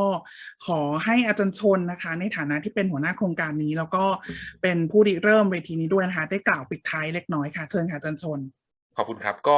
ก่อนจะกล่าวยังไงเดี๋ยวขออนุญาตทุกท่านช่วยทำแบบประเมินผลตอนสุดท้ายด้วยนะครับซึ่งตอนนี้ทางเจ้าหน้าที่กำลังแสดงขึ้นมานะครับสแกน QR Code ได้แต่ว่าวันนี้ต้องขอบคุณทุกท่านมากๆนะครับที่ร่วมมาตั้งแต่ช่วงต้นจนถึงบัดนี้นะครับแล้วก็คิดว่าวันนี้เป็นวันที่เราได้เรียนรู้อะไรมากเหมือนกันนะครับทั้งจากวิทยากรทั้งในประเทศและต่างประเทศแล้วก็ผมคิดว่าช่วงที่เรา discussion ที่มีวิทยากรทั้งทางสภาพัฒน์ทางสกสวคุณหมอสมศักดิ์แล้วก็ทางดร.วนันท์เนี่ยก็เป็นอีกช่วงหนึ่งที่ทำให้เราเห็นหลายแง่มุมของ transformation ซึ่งผมคิดว่าในด้านหนึ่งแนวคิดที่มาจากทาง professor ต่างประเทศทำให้เราเห็นภาพใหญ่ในเชิง strategy แล้วก็การใช้ความรู้ในการผลักดันประเด็นทางนโยบายแต่ในบทสนทนาของเราก็ทำให้เห็นการทำงานหลายระดับนะครับจริงๆไม่ใช่แค่ระดับของนโยบายแต่ลงไปถึงระดับโลคอลหรือกระทั่งระดับของการเปลี่ยนแปลงวิธีคิดวิธีทำงานด้วยซ้ำนะครับสำหรับก็คือคิดว่าอันนี้น่าจะเป็นครั้งหนึ่งที่เราได้คุยเรื่อง SDG กันลึกๆในวงแบบนี้นะครับแล้วก็สำหรับกิจกรรมต่อจากนี้ครับของโครงการ SDG Sandbox นะครับเราก็จะมีการจัดเวิร์กช็อปของ transformation เพื่อเราจะได้มาทบทวนในอีกครั้งหนึ่งครับว่าแนวคิดที่ professor Messerli และทีมงานแล้วก็ professor Sachs ได้เสนอเนี่ยในบริบทของไทยมันน่าจะเป็น transformation ด้านไหนกันแน่นะครับหรือว่าเราจะคิดว่าแบบที่เขาเสนอมาโอเคแล้วจากนั้นก็จะเป็นสเต็ปของการทำงาน foresight นะครับสเต็ปของการระดมความเห็นข้ามศาสตร์เพื่อให้ได้ตัว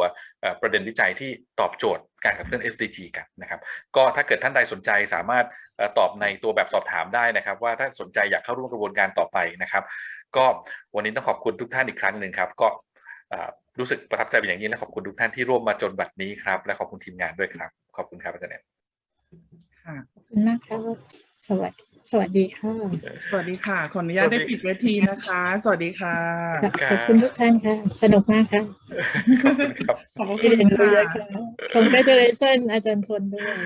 ขอบคุณค รั รั บบ ทีมงานครับ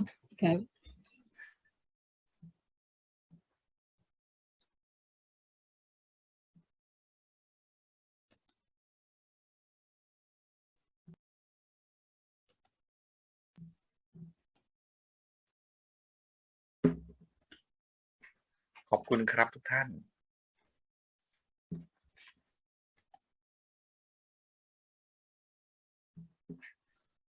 ถ้าใครยังอยู่ก็รบกวนทำแบบสอบถามนะครับแต่ว่ายังไงเดี๋ยวคิดว่าอาจจะหลายท่านคงต้องส่งอีเมลตามไปเพื่อขอให้ช่วยทำแบบสอบถามอีกทีนึง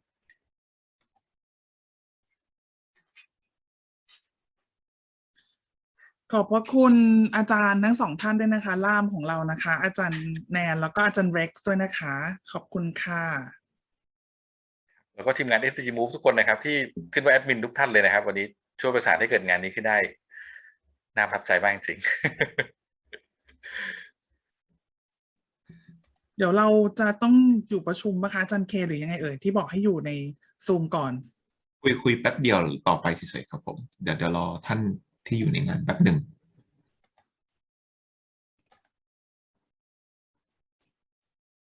Facebook มีคนดูประมาณ10 คนตลอดนะฮะจะมีคนเข้าออกด้วยเสียงไม่แน่ใจเป็นปัญหาหรือเปล่าเพราะ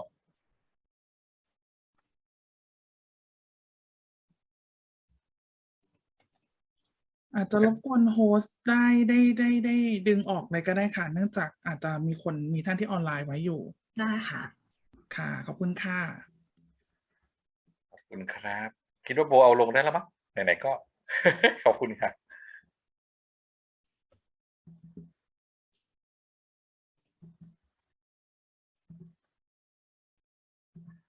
ก็ยังไงดีครับเค ไม่จะพูดเฉยๆว่าวันนี้เป็นยังไงบ้างครับการประสานงานโอเคแป๊บหนึ่งนะมีใครที่ยังไม่ออกแป๊บนึงนะคะมีมายุลาคุณเดี๋ยวน้องแบมกำลังเชิญออกอยู่ค่ะแป๊บนึงค่ะ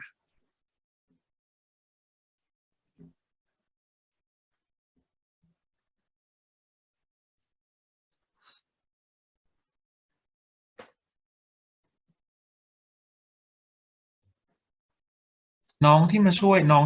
วยแชมป์ไปแล้วเหรอน้องเผลอกดออกไปแล้วอะครับเดี๋ยวแชมป์พูดแทนน้องก็ได้ครับเป็นยังไงบ้างน่าจะครบหมดแล้วค่ะทันไหมครับฉันจดทันหมดเลยครับมันไม่ได้เยอะมากเลยเพราะว่าพูดแต่เรื่องเดิมๆหมดเลยครับมันก็เลยไม่ยากมากพอพี่ชนถาม